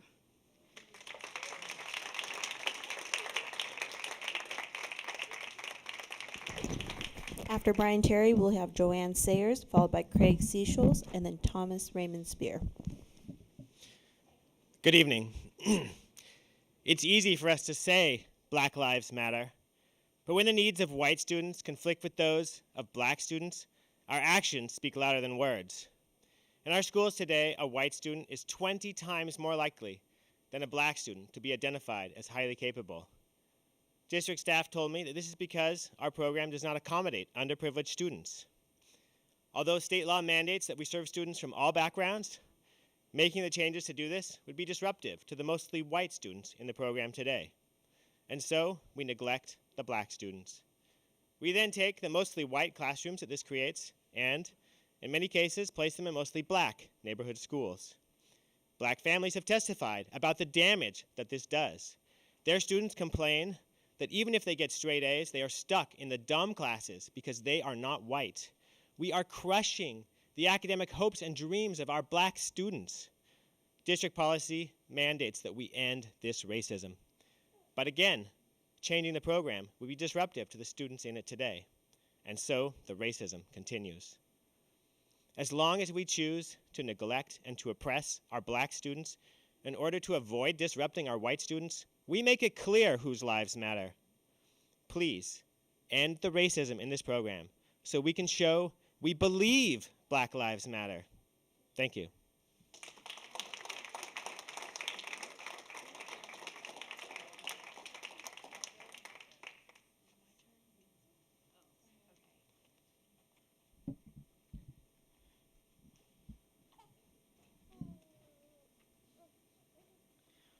We have several grievances with our UNEA partnership agreements at Robert Eagle staff. Recently, this past spring, Robert Eagle staff leadership attempted to evict us from our site by eliminating our access to the facilities and thereby jeopardizing funds which go directly to our youth, families, and community members. The district negotiated a compromise which is still tenuous due to the lack of access and adequate space for our multi-activity programming, tutoring, mentorship, cultural and athletic instruction, and weekly activities. We have experienced theft of our property, rescheduling without notifying us, lights turned off for an extended periods of time, and most recently an abrupt eviction. The eviction was the most concerning given we had over 37 youth, families, volunteers, and elders present. Families traveling from South Seattle, West Seattle, and the central area were told to leave and that we did not have approval to be there. Many members of our community experienced displacement, homelessness, poverty, trauma, and some youth are in foster care or institutions. The experience was not only re-traumatizing, but was a financial loss to those traveling to be there for services and activities, and a financial cost to our nonprofit. These incidences destabilize our community, disrupt the consistency and continuity of our programs. The Seattle Public Schools do training and trauma-informed services. How insensitive, thoughtless, and disrespectful was this incident? We have not received an apology from Seattle Public Schools, nor an explanation. Given our history with Robert Eagle staff, the experience feels calculated and another example of disregard for our urban Native students, families, and community.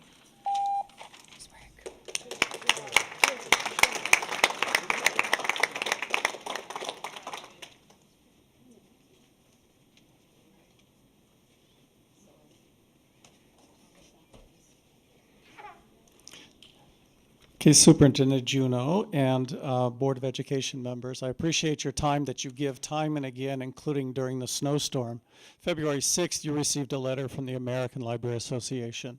I'd like to read it into the record now, in part to know that President Loida Garcia-Fabo of the American Library Association and Catherine Roots Lewis of the American Association of School Librarians care deeply about what are happening in Seattle. We met in Seattle in January, and they sent you this letter. Dear superintendents and board members, as presidents of the Library Association, we recognize the irony of addressing you all in this board in the Information and Technology Hub of Seattle. At this critical importance of students' abilities to navigate the vast and constantly shifting world of information, and yet, with the difficult budget decisions looming We strongly request that you consider both short and long-term plans for Seattle school students with the very information professionals, your school librarians, who prepare students for this endeavor. For brevity, I'll conclude that we understand that the responsibility for funding public schools rests not just on the board, but on the legislature and Olympiad as well, and we support our Washington colleagues in their state advocacy efforts. We also recognize that districts must prioritize spending based on evidence-based practice. We appreciate your commitment to educational justice.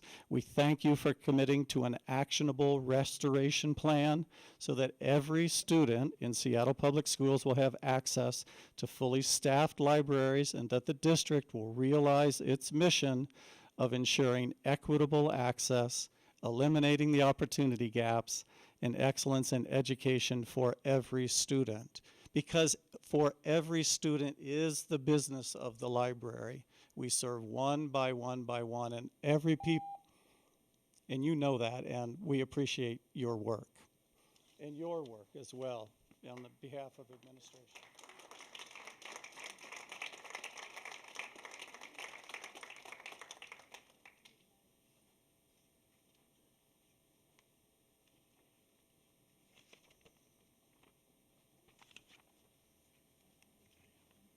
Good evening. My colonized name is Tom Spear. I'm an appointed member of the Elders Advisory Council of UNEA and Clear Sky and a youth mentor. On Thursday, January 24th, I entered Robert Eagle Staff Middle School for Clear Sky, where James, the Eagle Staff and Licton Springs janitor, said that we had to leave the school immediately. James himself had received a telephone call from the district office at 5 p.m.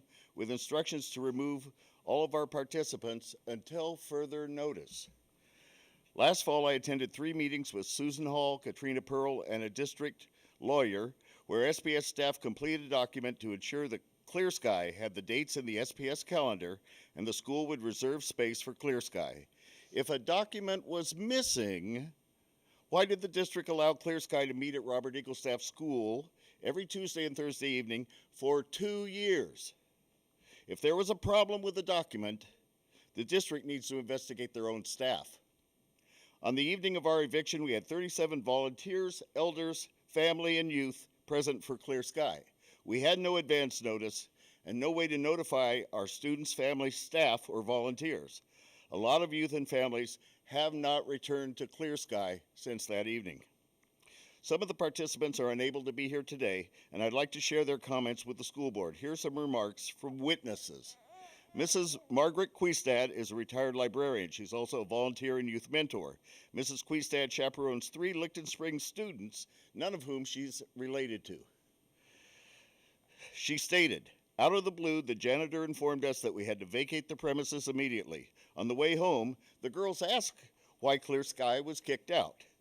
Mrs. Quistad told the girls that the janitor got his orders from the district, but could not explain to us why we had met for 2 years at Eagle Staff School if some critical document was missing.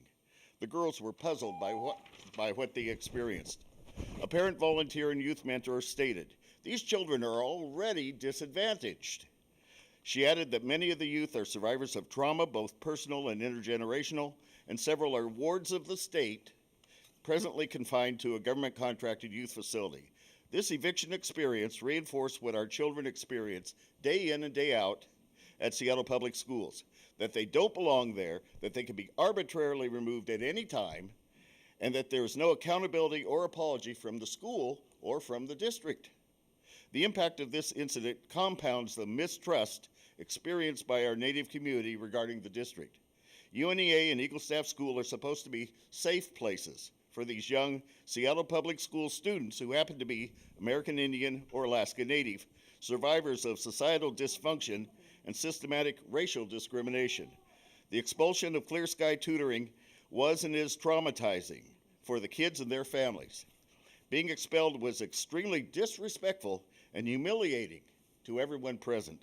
This cruel treatment violates the spirit of partnership between UNEA, Clear Sky, and Seattle Public Schools that has been successful at 3 different schools for the past 11 years. It's shameful that Seattle Public School District treats Native learners as less important than their non-Native peers. Why should they be made to feel as though they should be grateful for being allowed to participate at Robert Eagle Staff School, where the Indian Heritage High School was previously located? Shame on the district for traumatizing your own students. Thank you.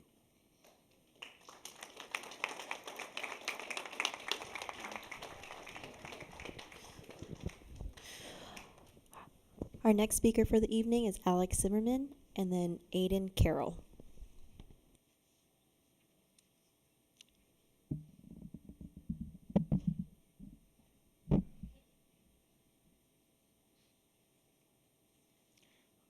Yeah.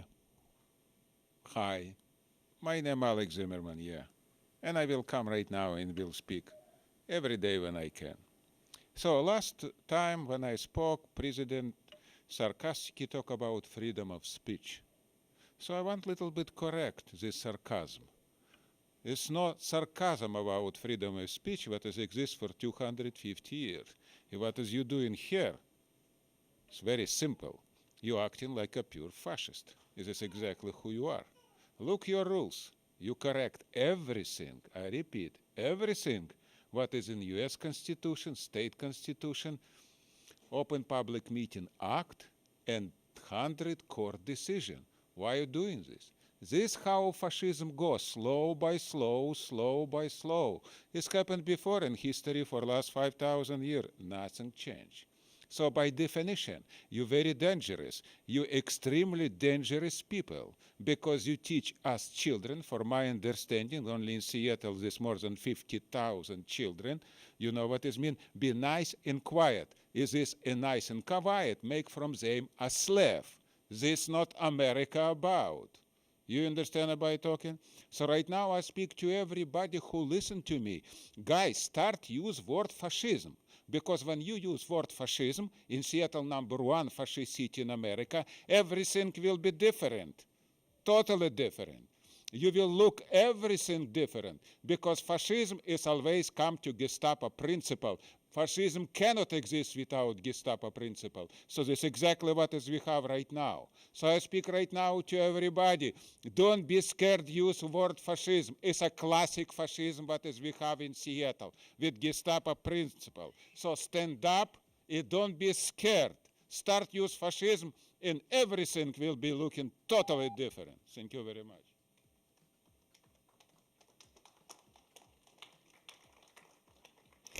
Aiden?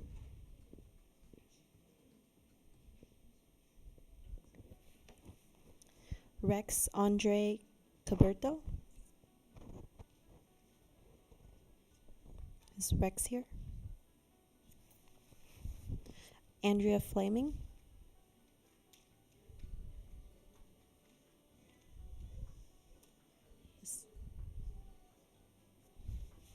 This will be our last speaker of the evening.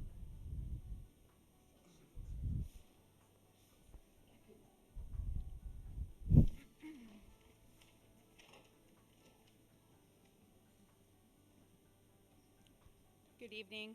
My name is Andrea Fleming, and I attended Indian Heritage High School in 1987. My son, we currently live in Tukwila. I have a 14-year-old son and an 8-year-old son. We have not been satisfied with our education that my son received going through Tukwila School District. My 14-year-old son does have an IEP. We've had a very negative experience in the Tukwila School District, so we seeked out alternative choices. I did a whole lot of research, a whole lot of, contemplating on where would I send my son. I wish I would have had Indian Heritage High School as one of my options. So before he started high school, I removed him from Tukwila School District. I did not want him to go to Foster High School for many reasons, but prior to, all of the experiences we had in the Tukwila School District had been negative up to that point. So I ended up sending him to RVLA, Rainier Valley Leadership Academy, which is a charter school. It's not a bad choice, but it's definitely better than sending him to Tukwila School District. I just wish that we would have had the choice to send him to a Native-based high school. I do believe that searching out his identity and finding his identity is a huge part of his education, and it would be really beneficial for him. And I'm going to cede part of my time to Michael. Hello, my name is Michael DeSantis. My family is Crow and Sioux from Montana, my mother's side. I came here because I just moved up here. I lived here some years ago, and we left the Seattle area because we didn't really feel comfortable in our community anymore with all the gentrification and all the loss of our family and friends, our community in the area, including our school, which is kind of weird because we were here some years ago fighting for our school, and then here we are again. I think it's kind of odd, like they named it Robert Eaglestaff, and I don't know what he'd think about what's going on at the school these days, and I think we need some kind of school, and it's not really fair, and Seattle doesn't really play fair these days, and we just don't feel welcome here anymore. All people of color in Seattle and kind of blue-collar families, and that's all I got to say.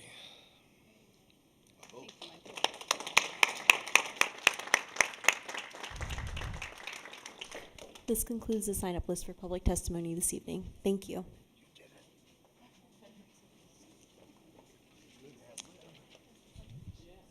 Okay, first let me say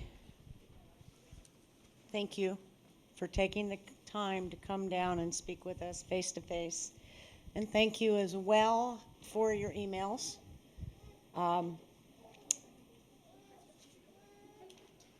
It's painful, frankly, to hear a lot of the testimony.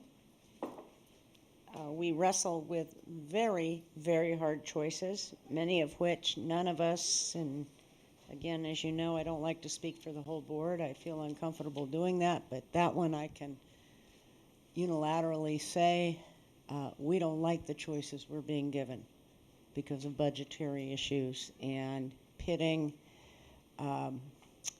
types of staff against each other in our budgetary considerations. And they're very, very uncomfortable choices. I'm going to make my remarks quickly, I hope, and then we'll go around to the folks on the dais for their feedback on what they've heard, should they choose to share. My next community meeting is March 16th, 2019, 3 to 5 at the High Point Library. We're back on the lasagna rotation, so you have a 1 in 3 chance.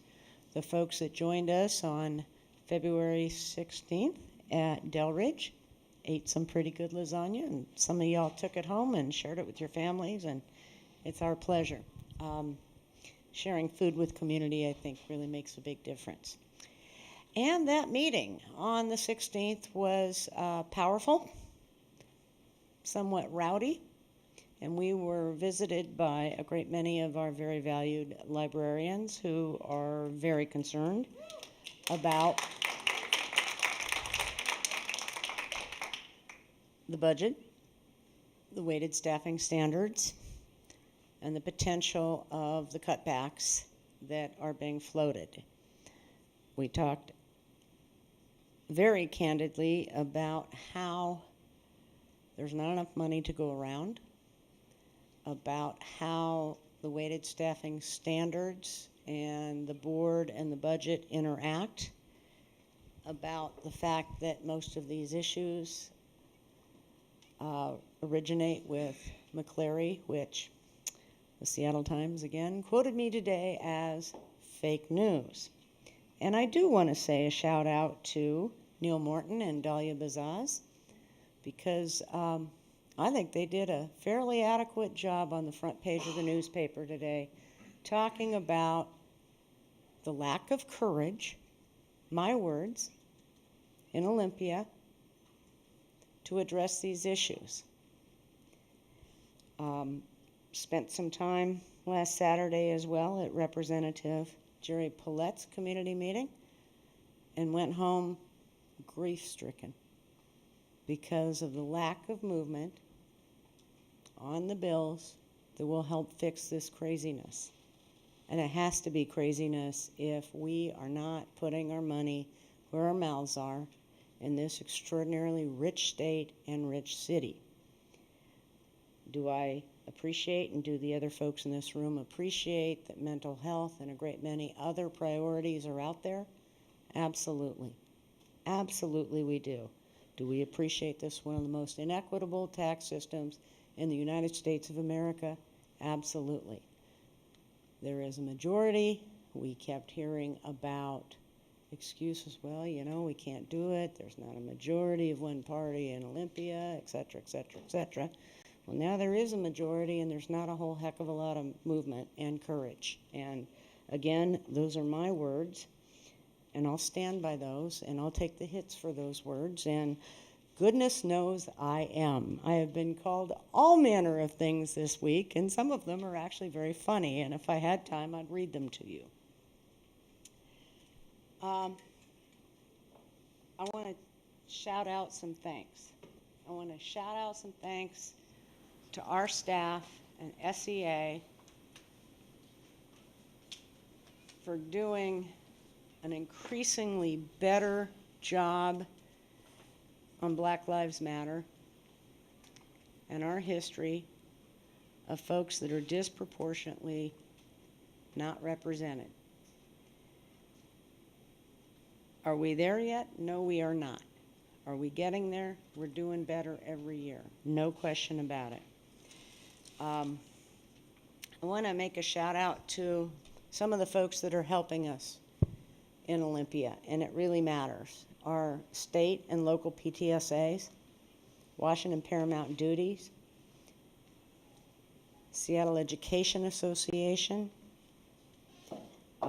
I'd like to think that the Seattle Times article on the front page of the newspaper will wake up some folks, because goodness knows their editorial board accused us of breaking the law not so long ago. And pleased to see that wall that we hear so often about, the reporters and the editorial board. And I'm sorry that Dahlia's not here to tweet that. Some thanks to folks here in the staff that have really extended themselves in terms of learning up board members. John Kroll, the CIO, who's been working on the technology plan and how do we spend the money that we have now with BEX 5 to get the biggest and best bang for our buck and to take us into the next 10 years. Fred Podesta, our new Chief Operations Officer, great meeting with him. And his background at the city, I tease him that he knows where all the bodies are buried, and it's probably a good thing because we can get there from here because of those relationships, and he has their cell phones. We pulled items off the agenda because we, in fact, do listen to y'all with respect to online grading, with respect to, online courses, and with respect to grading policies, because those are, in fact, braided together. But please know that a great deal of work is being done. Please know that a great deal of work will be done, and we've got good people with good intentions. So please stand by and stay tuned. And keep us posted, just like you have been, because we, in fact, do listen. May not do what you want all the time, but we do, in fact, hear you. Couple of other things. We have interview training on a Saturday, and I'm really excited about that because it's really hard for folks to take off work and come in the middle of the day to wherever it's being held. This is a Saturday, March 9, 1 to 2:30, right here in the John Stanford Center, right here in this room. If you take the interview training, which Seattle Education Association, part of their collective bargaining agreement, the CBA, requires in order to sit on interview teams for teachers and principal hiring. It's really critical. If we say we want more diversity in our teaching and administrative corps, then we need a bigger circle of folks participating. And It's really important we get the word out.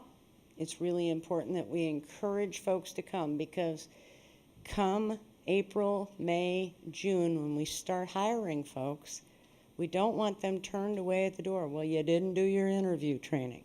This is a sweet ask that this board pushed for, and I'm very pleased. So I really hope we pack the room. Please don't make a fool out of me. I can do that myself. Couple of other really quick hits. In District 6, West Seattle Elementary, chess champions going to state. And if you saw that room, it would blow your mind. These guys are amazing. Really great stuff. Chief South International High School mock trial team going to state. So is Franklin.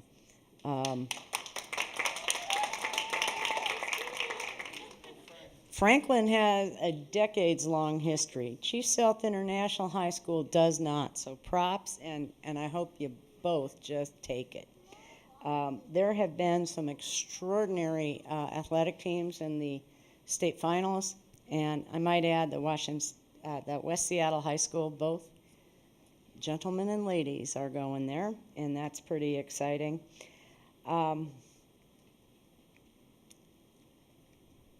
I want to ping off of what Director Mack said. We've had some really extraordinary tragedies in this district in the last couple of weeks, and let's remember that when we have those tragedies, we send teams out to the schools to help. And those teams suffer from secondary trauma just like first responders do. And reach out, hug someone, and tell them that you appreciate the extraordinarily hard work of taking care of our students.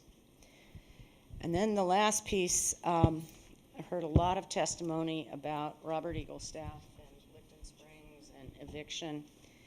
And I do want to note, and I found it, that Marnie Campbell, the principal of Robert Eaglestaff, the next day apologized to UNEA and said that she would follow up so that this doesn't happen again. And I think it's important to acknowledge that and acknowledge that we still have more work to do, but I don't think it's particularly accurate or necessarily fair not to acknowledge that apology on the record. And do we appreciate that we have got a sticky problem in some ways that this board created itself when we made promises about space and about growth a couple of years ago that does not do honor to all communities. And that's one of the reasons that forecasting in the future, master planning, is so very, very critical so we do not pay the price for the unintended consequences. And on that note, other directors that would like to respond to public testimony that they've heard. Director Pinkham, please.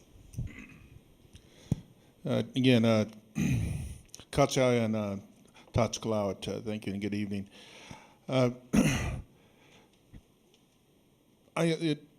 Librarians, you know, what Director Harris mentioned here today about our debate teams and chess teams, other teams that are going out there, usually what space do they use to gather together, or where do they get the resources to make sure they're going and winning all these competitions? The library. So thank you for your support of these students and making them better to go on and improve themselves. So yeah, as we go through the budget issues and stuff, and you know, restoration, or even maybe how can we make sure we don't even cut the librarians? Thank you for making me think more about this. You know, that it isn't just so simple. There are definitely work to do. Thank you very much.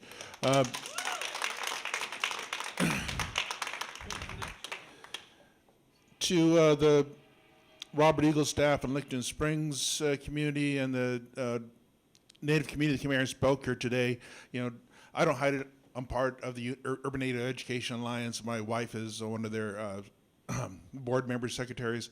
And there are some issues that do happen, and a lot of it, unfortunately, gets lost in the communication. Principal Marnie Campbell did send an apology, but they're still wondering, well, what happened? In her apology, she doesn't know what happened. So we still need to find out what happened.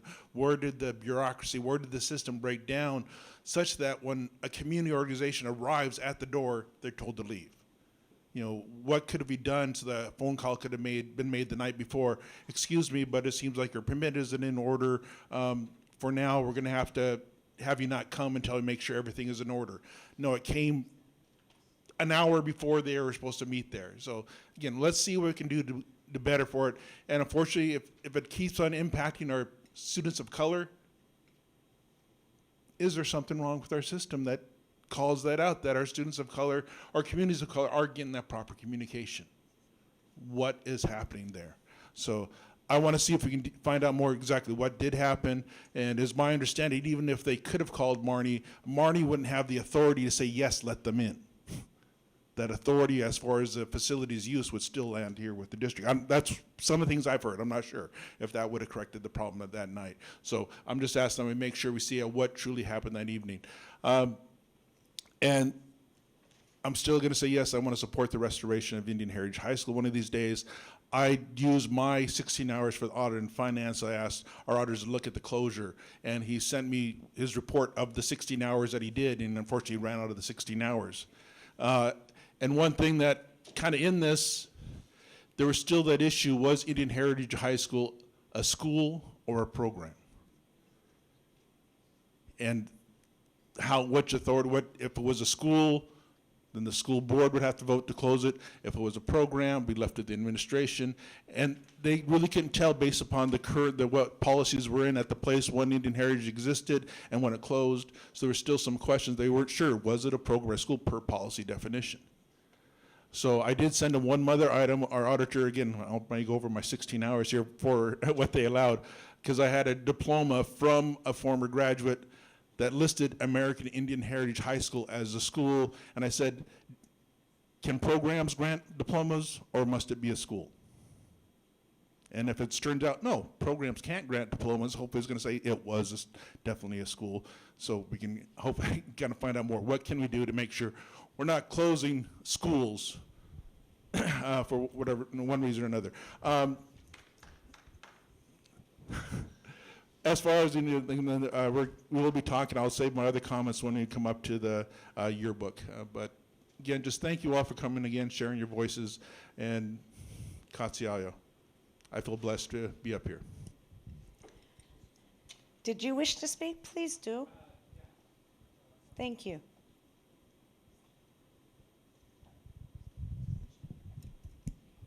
So, well, first off, I just want to say, Nathan, thank you for coming to the meeting. It's amazing to see another Nova student in the audience. On the library issue, I just want to say that when I was at Garfield, the library was just the space. It was like a huge part of the community for me. It was a place where I was able to go during lunch, and I would eat my lunch there, and I would hang out with the people there, and we would talk and play games, and it was just something that, a place I knew that was like always welcome to me as someone who didn't really have all these friend groups during high school that would like sit around at a table. I knew that I would always be welcome at the library, and that's probably the biggest thing I miss. Going to Nova is not having this library, and because at Nova during lunch, like, you've got to find somewhere to be, and it feels really depressing to kind of sit in the lunchroom and not really have people to talk to, especially when you're transferring in your senior year.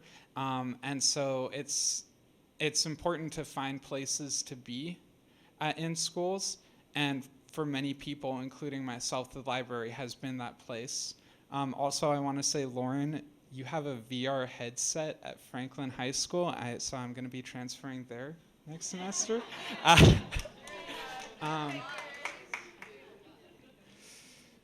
I also want to talk about what Ann Sheeran said about special education students who qualify for advanced placement classes, and about just the way in general that AP classes are structured. I took 3 AP classes at Garfield.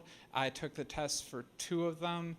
And I just feel like throughout this course of taking these classes, it never really felt like I was able to critically reflect on what I was learning in a way that was relevant to me. Like every reflection I wrote where it's like, talk about how this feels, it was like there's very clearly an answer that they wanted to give you. All of your homework assignments were just, can you remember all of this stuff so you can write it on the AP test? And I think it's absolutely like absurd that we just have these classes that are so structured around giving you a 4 on the AP and not like about actually teaching you about US history. And I also want to talk about what Brian Terry said about the segregation of AP classes, which I noticed going to Garfield, which is right in the middle of the Central District, going from a like gen ed pre-calc class, not even an honors class because I'm absolutely terrible at math, just walking from this pre-calc class, which is like entirely students of color, to my AP US history class, which has maybe like 2 or 3 black kids in the room. I'm like, am I even at the same school here? It feels like in these classes are just entirely segregated based off of like, oh, did you get the special learning select? Did you get all this boost? Did you have teachers who went up and told you you should take AP classes, where it's been proven that teachers will say that to white students more, like you should sign up for these AP classes. And so I think that this is absolutely something this school needs to address, the school district needs to address, especially these 2 issues in conjunction with each other, and creating like curriculums for AP classes that are accessible to underprivileged students and that focus more on teaching and reflecting and thinking critically rather than preparing you to hash out an essay on the AP exam. And I also want to talk about the Clear Sky tutoring issue, which I feel like is absolutely something that needs to be resolved. And I think that this isn't like a debate or controversy between the high school and the tutoring program where a compromise can be reached. It feels like this is something where there is very clearly one side in the right that has been using this space to improve graduation rates for students and to help Native American students, and then there is one side in the wrong which has evicted them, which has messed with their program as they've been at this school. And it doesn't really feel like something where one student said, oh, there has been a tenuous compromise. This doesn't feel like an issue that should be resolved by a tenuous compromise, because that's still just creating a negative piece that's still upholding this inequity and saying, okay, well, you want to have all the resources everybody else has, we'll give you half of them so that people don't get too upset. And I don't think this is how Seattle Public Schools can operate if we want to be an equitable school district.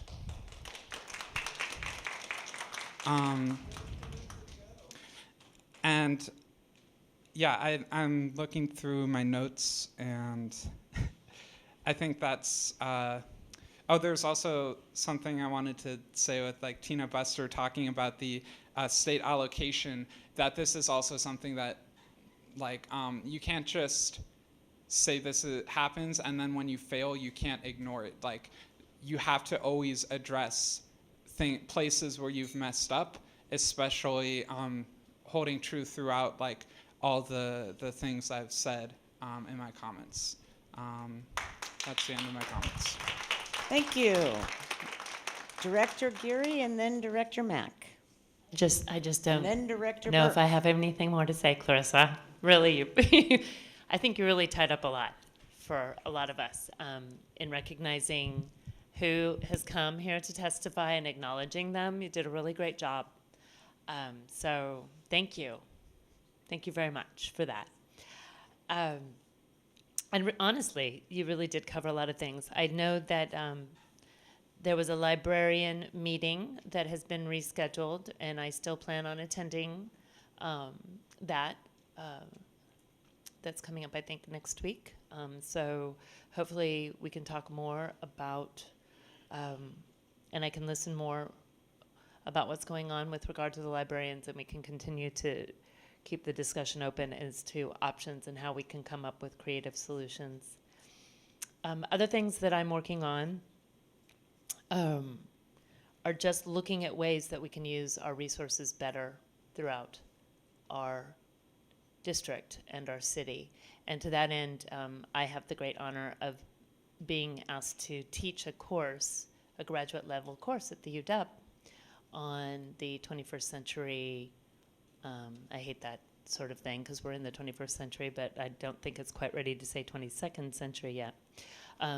High school and how that should look, and how we should be creating high schools that are more flexible and nimble and partnering with our city and giving students the opportunity to use the resources of our city, and allowing our teachers to have nimble educational programs that are partnering with different aspects and resources. So I will keep you posted as that develops, but I believe that there is a course catalog entry now, so that's very exciting.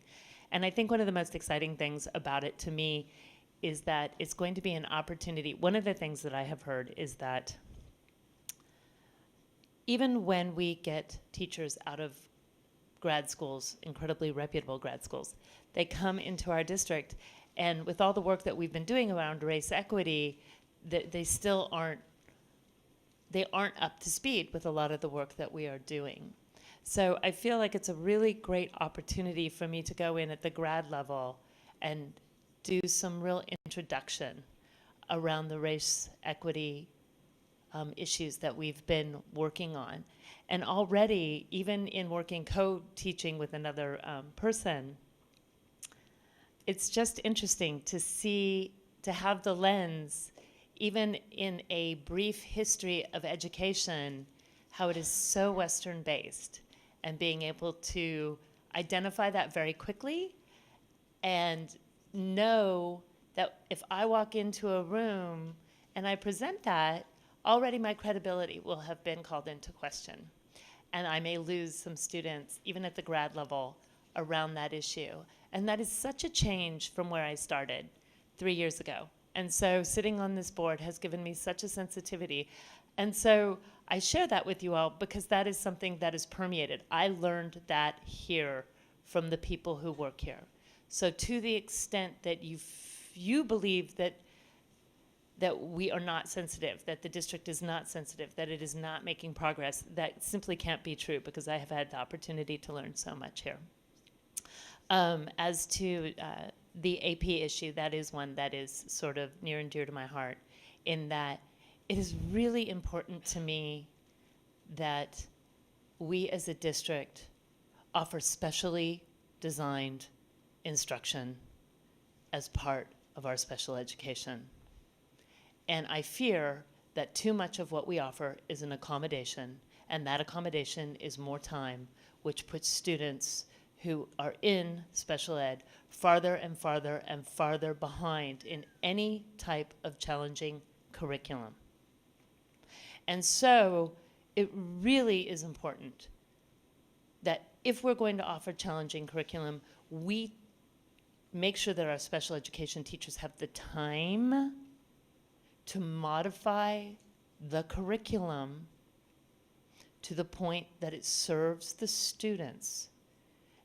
And I hear today that we are not doing that. And so from my perspective, I don't want to make any legal conclusions, but it seems to be a problem.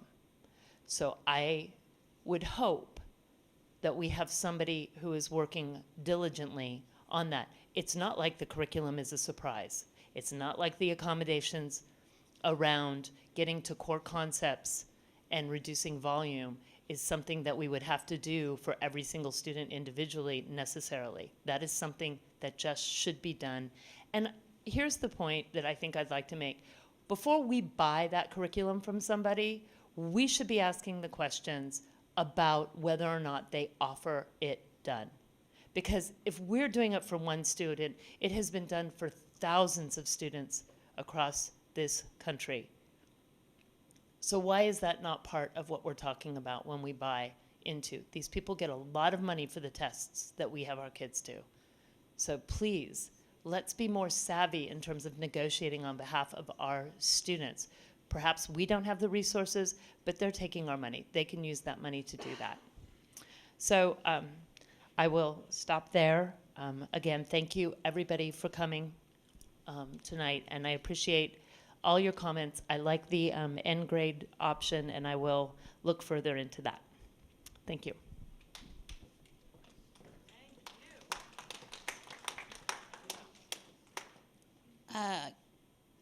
Appreciate all the comments and responses, especially Clarice's response to all the testimony today. Echo and appreciate those comments.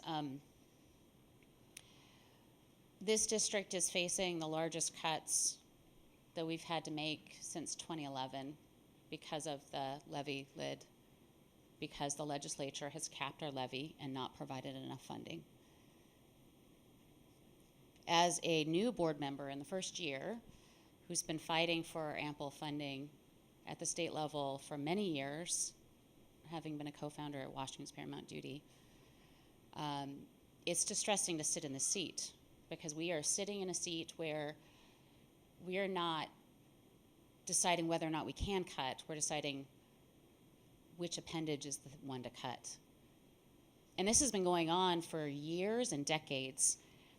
And it is toxic to our school district and our communities to be constantly facing cuts. And this has been going on for so long, we're kind of used to this whole process. What are we going to cut this year? What do we have to cut this year? Well, this year, it's the worst than it's been since 2011. The legislature, when they did the levy swap, did not provide enough funding to districts, and they cut our levies too far. We have the authority from our local voters. They've said, yes, you can have these dollars, but the legislature has limited us. We've been asking, along with districts across the state, to change that. The Seattle Times article today is really informative. I highly recommend folks reading it. 191 of our school districts out of 295 are in the red across the state.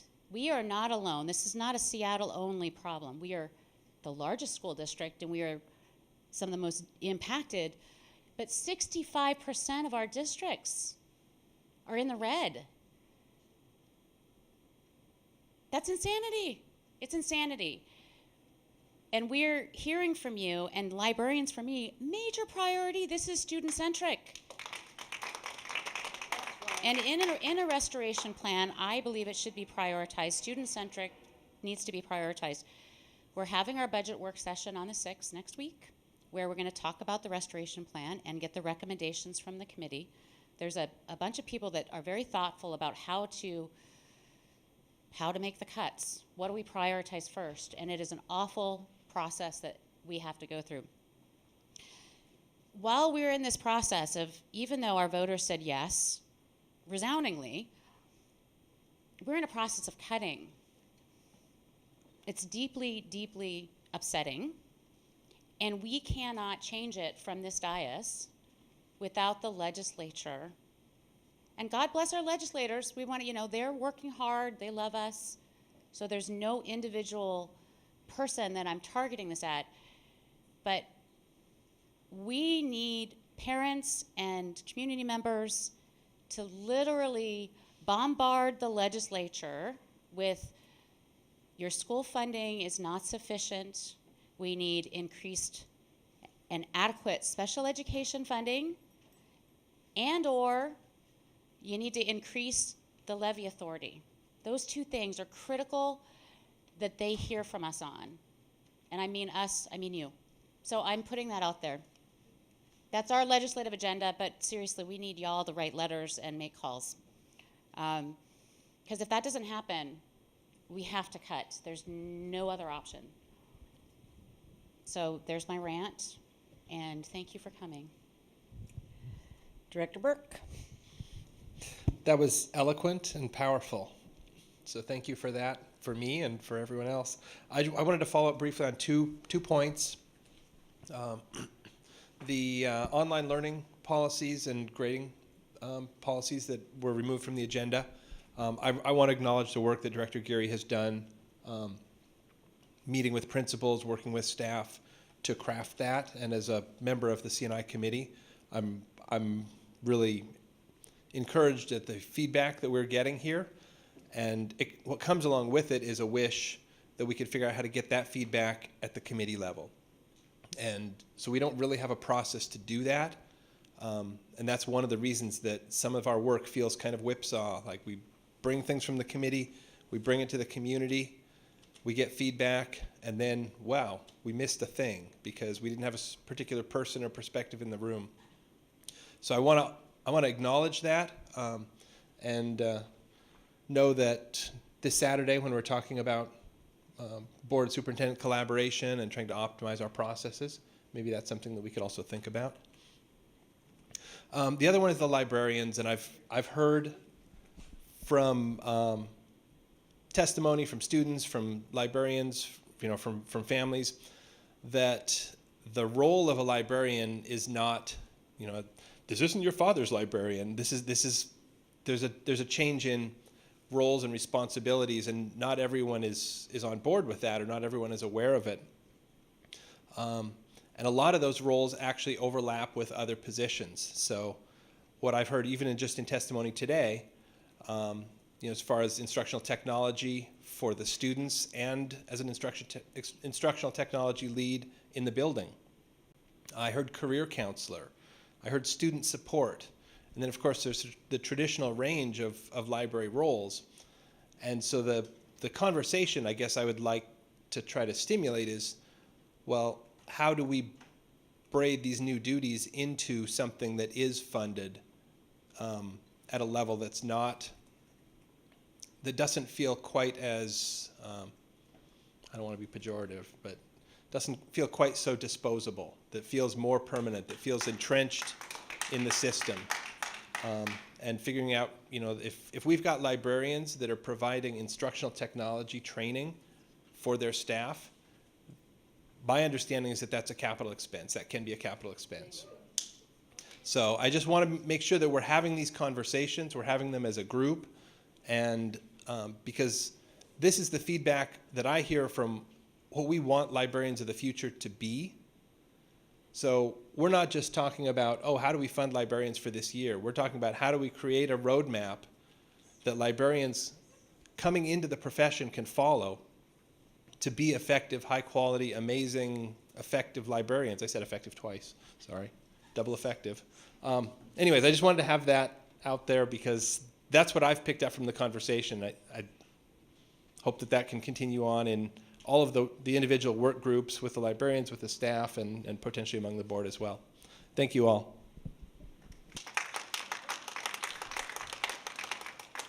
Any other board comments, or shall we move into action items? We're going to action items.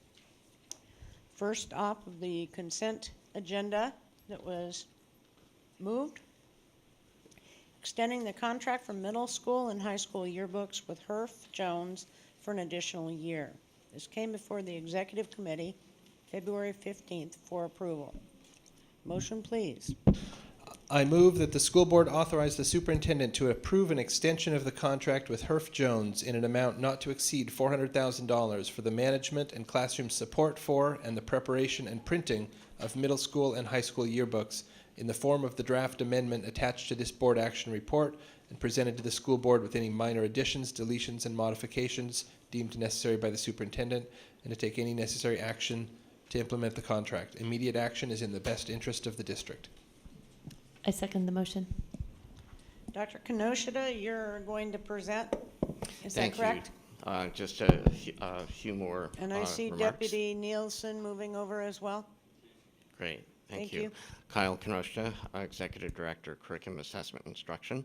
And as was pointed out, this is the last of three-year extension of the original contract that was approved in 2015-16. And next year, this will then go out to bid again in another competitive process. So, you know, the aim here is to approve that such that the work on yearbooks can commence in both the high schools and middle schools. Can I ask a couple of clarifying questions before we get into the weeds here? Sure.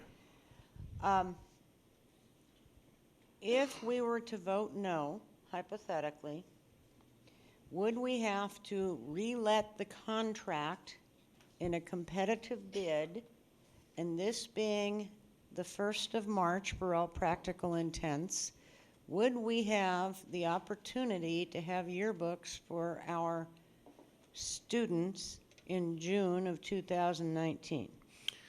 It would be doubtful.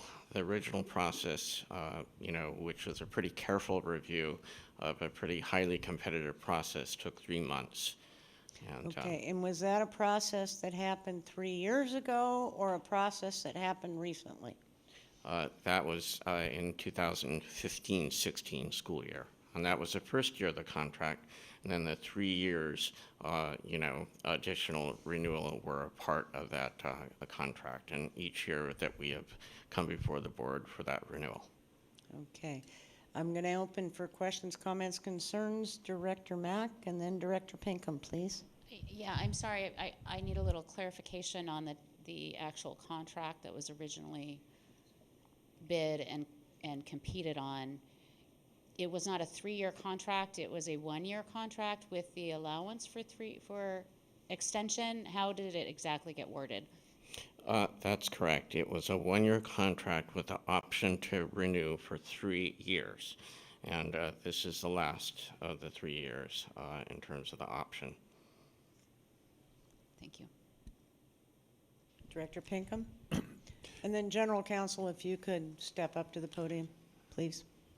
Yeah, so the reason I was also wanted to ask, so you did mention that the process, and after this, when will the next requests go out for people to bid on a potential contract? Do you see us doing the same thing, 1 year, potential 3-year renewal, or what have we learned from this contract? Yeah, I think that depends. I think I wasn't around at that time. I suspect that that provision was in order to get the most advantageous price, which we could then pass on to the students so that we could, you know, lower their yearbook prices. So then back in 2015, since you were here, you weren't sure, you know, because I think in the comments are in the bar states about they had so many proposals, how many did come from minority-owned businesses, and it looks like one of our speakers has provided a list, so hopefully as we go to the next period where we're negotiating a new contract, we'll make sure to reach out to those. The other question I had was, with the costs, you're saying does reduce the cost to students, how much do we actually recover from students? You know, this is $400,000, and how much does ASB or wherever the money goes to collect? Okay, I guess first question first, you know, in terms of our procedure around minority-owned businesses, that I would have to get some clarification. My scan of district bid procedures as well as state law don't seem to address that, so that might be something that I would have to research. In terms of the price, I'm looking at the original contract, and it does list some of the yearbook prices for middle and high school. High school obviously is a pretty big operation, you know, full color, et cetera. And it appears to me, I believe, $35, I believe. The middle school, you know, book is a little bit less, I believe 20. So I think from what I can see for using a contract, that represents a 15% discount, you know, on the original price because of the fact that we were able to purchase as a whole district. Director Geary, please. So if somebody wanted to know when or how to bid on that, what would they need to do? What would that look like to a potential future bidder? Mhm. Our purchasing department, for all bids, typically, puts out notices through a lot of the commercial commerce journals as well. I know this just from experience. Sometimes they will ask us for any other channels that suggested that we should put this out for. I think the contract actually or the original bar detailed, the publications that were, I think, where this RFP was actually featured. So purchasing obviously does not want to get a complaint later on that, a vendor wasn't able to access the RFP. So I believe they strive to go as broad as possible. And they would focus, I think, pretty much on avenues which would most likely connect with the likely vendors. And so if there was a potential vendor out there who wanted to be included on a list that's sort of automatically accessed, is that possible? I believe from my experience, we could take that information and purchasing could make sure that they get that RFP. Great, thank you. Mr. General Counsel or Mr. Deputy, I'm not sure whom. Excuse me? Betty, please. Director Patu. Can you actually tell me how long have we been with this company? Again, the first year of the contract was must have been 2016-17, if I'm not mistaken. The process took place in 2015-16. I thought we were with them before that. No? No, I'm not sure. Again, not being here, I'm not sure. Which companies were contracted prior to that time. Thank you. Okay. Mr. General Counsel or Mr. Deputy, how common is it that we have contracts that have rollover extensions on a regular basis?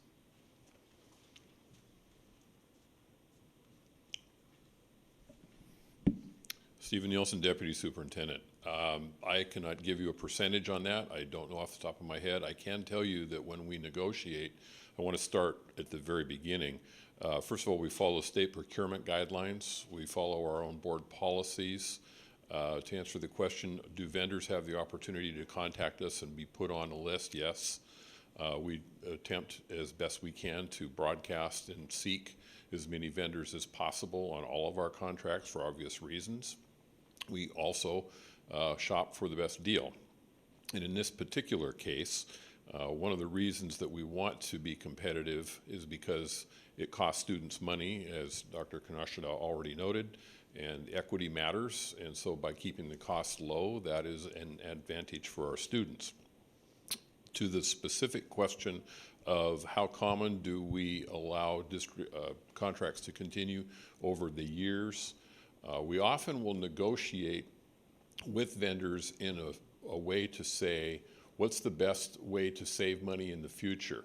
So, for example, when you look at the economy and if there's high inflation or if there's some reason why costs would go up, you might look for a longer period of time so that you're locking in a price. When you're looking at a different climate in the purchasing timeline, you might go for a short contract and then build in an opportunity to continue. We do that regularly. Again, I don't know the number, in order to maximize the ability to keep costs low.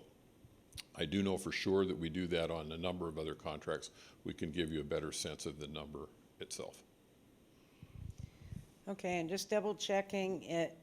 If we were to vote this down and put this back out to bid, we would probably not have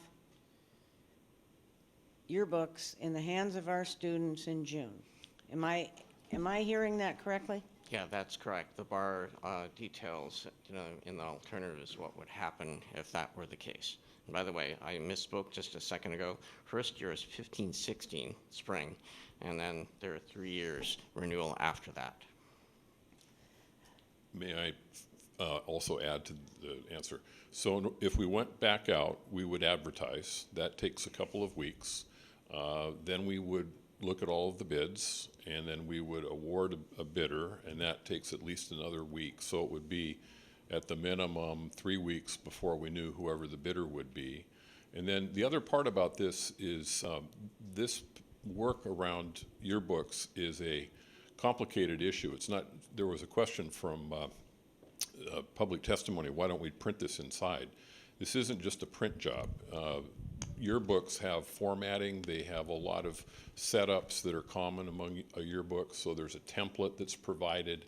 It's a very unique industry.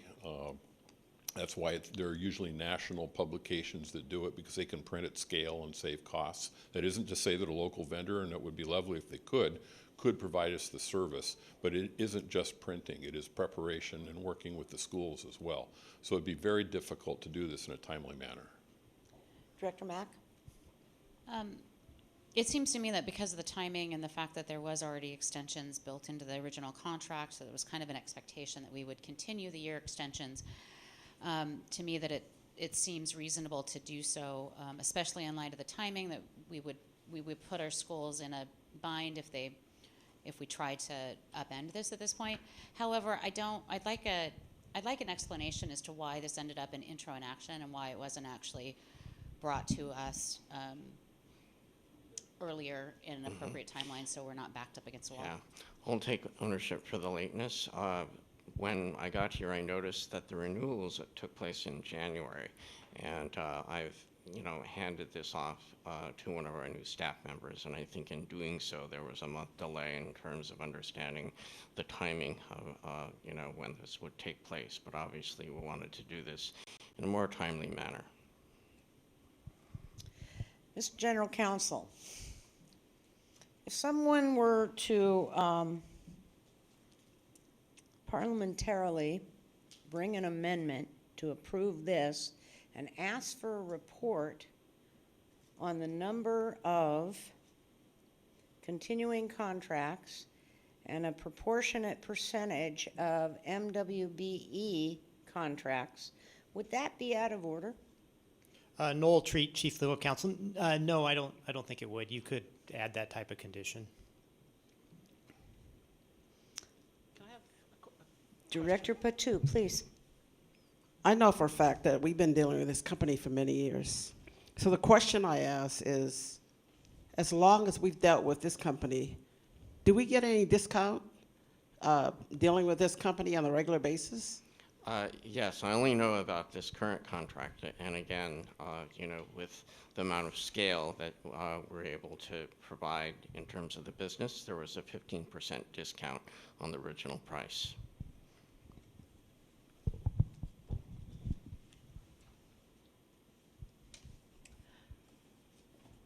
I'm going to make an amendment or a motion to amend this to request that the Board of Directors gets a report from purchasing or whomever's responsibility it is to give us a report within 90 days of the number of rollover contracts we have and types, and a percentage number of contracts that are awarded to MWBEs. Do I have a second? I second. You betcha. I think this will be really helpful information. And it's a picture that I would assume would be relatively easy to pull together, hopefully, within 90 days, because it is certainly, as an organization, we should have a handle on our contracts, how long they go for, and all of that. So the timing seems like a reasonable ask, and I think it's an appropriate thing to put out there so we have a better picture.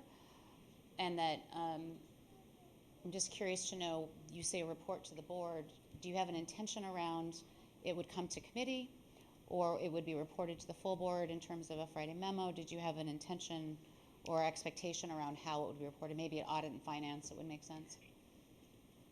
I didn't have that intention, and I would welcome input from my colleagues on that. Can I ask a question? Please, Director Patu. Out of curiosity, actually would like to find out, how long have we actually done business with this company? And what benefit have we actually are getting from doing business as long as we have with this company? I'm going to take presidential privilege here.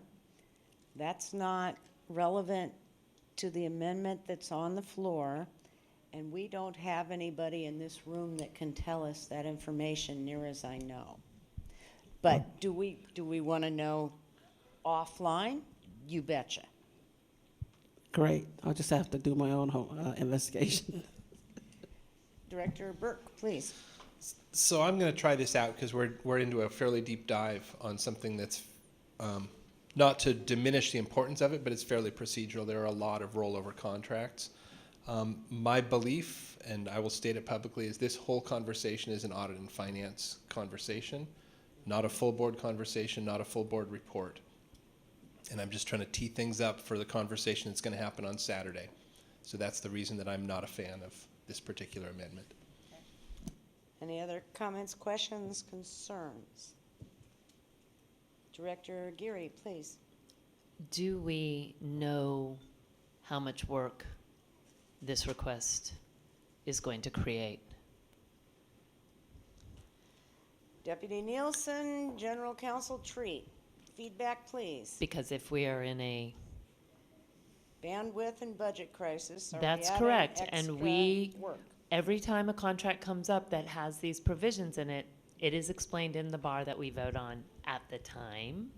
And I don't know if the volume of the number of rollover contracts is relevant. It would be nice to know how many minority or women-owned businesses we're doing work with, just as a matter of knowledge. But I guess I'm wondering as a board member, if we have some of these contracts in nutrition services, if we have some in technology, if we have some around printing, I guess I'm trying to think of how that will change any future decision I make, and where are we creating, if it's not relevant to my decision making in the long run, which I can do on a case-by-case basis, why are we asking our district to do this work? Director Mack. But answer my question first. Oh. So state law requires us to follow state law, and and that's a very pertinent point to this discussion. And I would like to take a point of personal privilege. We can chase a rabbit and we can come up with a lot of information. Nevertheless, we're following state procurement guidelines. We do not have the option to choose who the recipients are based on our bid laws. So you will find information out. It's fascinating, but it doesn't matter, as Director Geary just pointed out, when it comes time to awarding a bid. We're required to take the low bidder unless it's very unusual for some particular reason. So the staff time to develop all of this will be an interesting bit of trivia. And therefore, from my standpoint and having to worry about budget and time, I would suggest, point of personal privilege, that this amendment really won't accomplish anything except take staff time. Thank you. And thank you. And Director Mack, and then Director Pinkham. So a couple things. I think the request to have information on all our contracts as an oversight of the board is an appropriate request, but I'm not sure if the amendment from the dais attached to one singular contract is the right medium or vehicle for that decision. I am not sure what policy governs our contracts.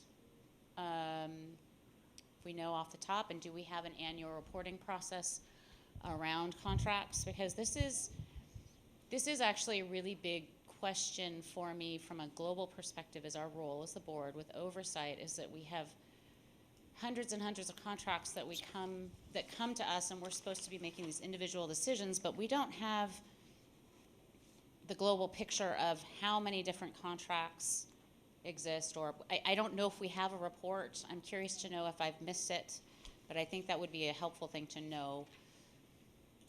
Noel Treat, no, I don't believe that in policy, at least, such a report is mandated. We do have policies and superintendent procedures on procurement and what kind of competitive process we have to proceed under for different types of contracts. 6220 is the overriding board policy, and then there's some procedures that flow from that. And I don't believe in any of those is there a requirement for that type of report. There's obviously requirements to come to the board when you reach a certain contract value of 250 or more. So if I could make a suggestion, I think we should go ahead and, if other directors agree, go ahead and take a vote on this. I would like to recommend that perhaps we have this topic of contracts shot back to audit and finance for further discussion. And I'm willing to withdraw the amendment. Is the second, who made the second? Are you willing to withdraw? Okay. And do you have comments with respect to the original motion that have not been made as yet? Yes, and also kind of I guess as far as these renewal or extensions to contracts, and that this particular case, it sounds like we've renewed it previous years. But previous years, if we didn't renew it, there was still time for us to possibly go out and get another bid. Unfortunately, in this case, that time got compressed. One, maybe because of weather and stuff that happened these years. So that's just my concern, that just this year it came at such a short notice, and there really is no time. So really, it seems like this was a 4-year contract to begin with, not 1 year with potential to 3. If there was never truly enough time to renew or to seek out a new bidder after each successive year. Okay, I think we have beaten this horse. Can we please have a roll call? Thank you. Let the kids have their No, the yearbooks amendment. this year, please. I'm not talking about taking them away. And we don't have Roll to vote call, on, please. we're Director withdrawing Burke. Aye. Director Geary. Director Mack. Aye. Director Patu. Aye. Director Pinkham. I'm sorry, but I need to make clear we're voting on the original motion because ours was withdrawn. Correct. The amendment Okay. was withdrawn. Yes, all right, thank you. Aye. Director Harris. Aye. This motion is passed unanimously. Thank you. We are at C, action items. Number 1, BEX 4, BTI 4, approval of the budget transfer from the BEX 4, BTA 4 Food Service Equipment Fund and award construction contract K5108, bid number B12838 to Western Ventures Construction, Inc. for the JSCEE freezer upgrade project. This came before Ops January 10-4. Motion, please. I move that the school board, 1, approve the transfer of $607,910 from the BEX 4 BTA 4 Food Service Equipment Fund to the JSCEE freezer upgrade project budget, and 2, authorize the superintendent to execute construction contract K5108 with Western Ventures Construction Incorporated in the amount of $516,345, plus Washington State sales tax with any minor additions, deletions, and modifications deemed necessary by the superintendent, and to take any necessary actions to implement the contract. I second the motion. Okay, COO Podesta, we had very rich conversation, lengthy conversation during introduction. Do board members have follow-up questions, concerns?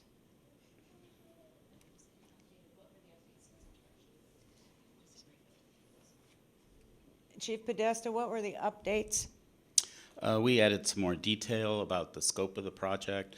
One of the parts of the rich discussion that you mentioned was that we, at introduction, it hadn't gone to bid yet. The bids were a bit more favorable.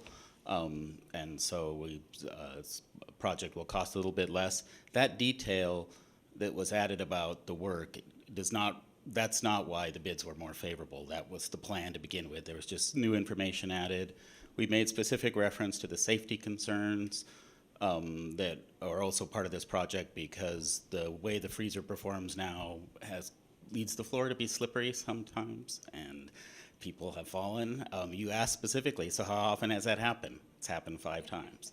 And that's 5 times too many. That we've had documented injuries, so it's important to get this done. It's just as important. It's 10,000 square foot freezer that our whole nutrition program relies on. It hasn't had major work done in more than 15 years, and we have no backup for it. So that's a lot of food to spoil. So Roll call, we need to get please. this done. Director Geary? Aye. Director Mack? Aye. Director Patu? Aye. Director Pinkham? Aye. Director Burke? Aye. Director Harris? Aye. This motion is passed unanimously. Okay, intro items. 1, purchasing the opening day library collections for Lincoln High School and Magnolia Elementary School, and the capacity library collection for Ingram High School and Queen Anne Elementary School. This came before exec February 15th for consideration. Approval of this item would authorize the superintendent to execute, excuse me? Gotcha. It went to exec because of snow. Would authorize the superintendent to execute a contract with the Follett School Solutions not to exceed $550,000 for new or expanded library collections for the aforementioned schools, with any minor additions, deletions, and modifications deemed necessary by the superintendent, and to take any necessary actions to implement the contract. Dr. Kinoshita, this is standard practice when we are opening a new school, and we did this probably 8 times in the last 3 years. Is that correct, sir? That is correct. And you can also look at procedure 2021 P that actually details the process by which the libraries have to put together their collections. Questions, comments, concerns from my colleagues? Director Mack. For clarification, this comes out of the capital budget, correct? That's correct. This is not coming out of the operations budget. Correct. Thank you. And there was rich discussion in exec about the irony of buying library books and at the same time potentially cutting librarians. And it is exactly that. Comes out of different statutorily mandated buckets. Is that correct? That is correct. Okay. Director Burke. A question came up during public testimony on the purchase for library collections. What portion of the collections are accessible to blind and sight impaired individuals? Is that something that you could answer at either now or for the next round? Probably the next round I can That's kind of what I figure was that out. thinking. Thank you so much. Okay, moving on. Number 2, purchase of student and staff technology for new BEX 4 schools, BTA 4 projects, K through 3, class size reduction, portables and enrollment growth capacity classrooms, opening summer 2019. This came before Ops February 7th for Approval. approval of this item would authorize the superintendent to execute purchase orders through various vendors for a total not to exceed $4,300,000 plus Washington State sales tax during the fiscal year 2018-19, and to take any necessary steps, actions to implement the purchase orders. CIO John Kroll, take it away. Good evening, Board. John Kroll, Chief Information Officer. This is a good item to come up right after the libraries. Because? This too is for equipment for our new schools that are to open.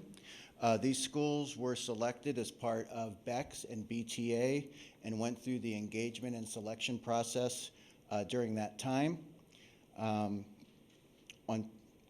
Beyond that, we've done engagement with ITAC to go over the orders, and also brought this to, of course, the Operations Committee.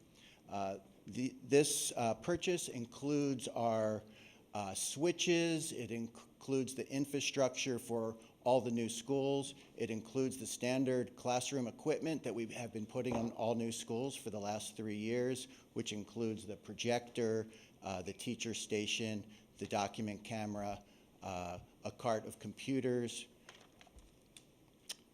And that's it. It includes Lincoln High School, Magnolia Elementary, Queen Anne Elementary, a wing at Ingram, and it also includes similar equipment for our expected capacity schools. Director Mack, Chair of Ops. Does it also include microphones for the teachers? Is this part of the Yes, it package? includes the sound system for elementary schools. So they can speak for the whole class. So it makes sure that all of these classes will have what they need to teach our kids. Director Burke. Request for when this comes back for action, would it be possible to include links or some sort of reference to the ed specs, recognizing that that's the guiding document for this architecture? This is not a sort of a one-off thing. This is essentially a template that we're applying to our buildings, and so it'd be great to create that explicit linkage. Yes. And can you add the names of the schools so that when they come up, they match up with the libraries in terms of the headings here when it comes up for action? Yes. I appreciate that, but plus portables. Let's have the flow there. Okay, moving on. Number 3, BTA 4, approved purchase of Fortinet network firewall equipment, software, and 5-year support with, I don't know how to pronounce that, please. Zerlogic. Zerlogic, thank you. LLC in the amount of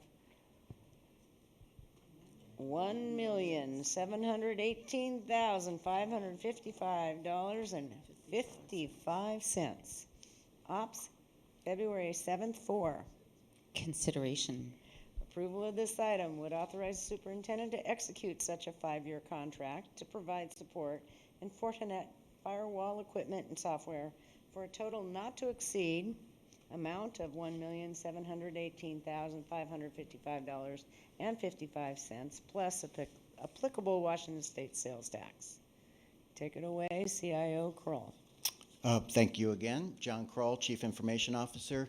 First, I want to thank our community for passing the BEX 5 levy and previously the BTA 4 levy. So this item and the next item were part of our engagement and fact-finding for BTA 4. So this went through the racial equity work for BTA 4 as well as engagement for BTA 4. So we are now just getting to the time where it is time to kick off this project. We also brought this project to both the Information Technology Advisory Committee and the Operations Committee. And with both of them, we did quite a detail into the technical background of what it involves to have a firewall. A firewall seems kind of simple, but it gets quite technical. So we did do a deep dive, and I think that was the great purpose of bringing it to Operations Committee. ITAC provided good insight on how to present that. One thing I want to point out that the firewall actually includes 4 good size, we call them internet appliances, and those actually run about $75,000 each. And this also includes a 5-year contract for support and maintenance and the software to run it, and that runs about $75,000 per year as well. So when you bring all that together, that's where that price comes from. I also want to point out that we did our RFP through the E-rate process, where we were able That's to... an acronym. Can you spell it out for us, please? It's not an acronym. It's part of the Universal Services program, where they take profits from cell phone and telephone taxes. They create a fund federally and K through 12 schools are able to apply for those funds. Very strict rules on that. Basically, the goal of those funds is to make sure schools have good internet access. So there's only some things that apply, and there's very strict requirements to get the funds. But we are expecting about $200,000 on that. So with that, I want to also mention our previous firewall we put in 2011. As you know, the security vulnerabilities have really increased since then. This new firewall is much more advanced into protecting our staff and students from internet threats, protecting our district student data. And at the same time, it actually goes along well with the next item, where it will be increasing, it'll be able to handle more traffic at the same time. So as we have more and more students on the internet, this firewall becomes more and more important. Director Pinkham. Thank you. But in the motion, it says a 5-year contract. Why don't we see that contract? Where's the contract at? Or is this just a 5-year agreement, and there is no contract stating what they'll provide and what services they're going to provide? There is a 5-year agreement. So, because in the bar it says contract, so it makes it sound like there's a separate piece of document that they'll agree and we'll agree and that we'll sign. Yes, there is a 5-year agreement. Okay. So do we need to change the wording between agreement and contract? Is that? Because to me it sounds like when we use contract that there should be additional attachment that we sign that contract. I actually also, I want to commend you for the information you brought to Operations Committee. It was actually a very extensive PowerPoint, and the materials are available in the packet. I was incredibly impressed by the comprehensiveness of the explanation around the competitiveness around the processing of the contracting, the need for these specific items for the benefit of our district. And all of that information's in the committee materials. It's not attached to this bar, which leaves a gap for board members that were not there for that presentation.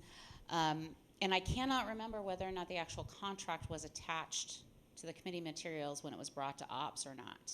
Because oftentimes contracts are actually brought in their physical form and attached to the bar. And I don't remember if that happened or not.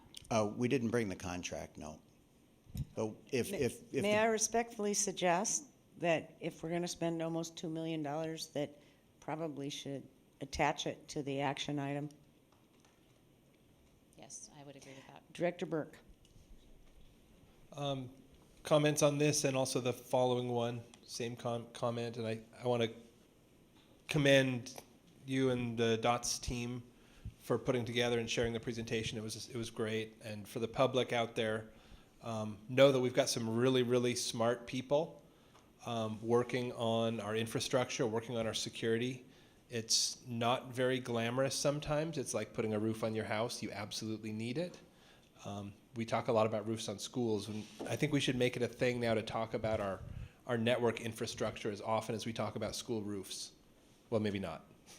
But I just want to thank you for that, and then second the request for some backup documentation. I'd like to see, a bid sheet or something that has a kind of line item of quantities, unit prices, so that there's public transparency around what this sizable but worthy investment is going towards. Yes, thank you. Thank you. Okay, number 4, BTA 4, approved purchase of Metropolitan Wide Area Network, ManWAN, that's cute, hardware upgrade, I'm sorry.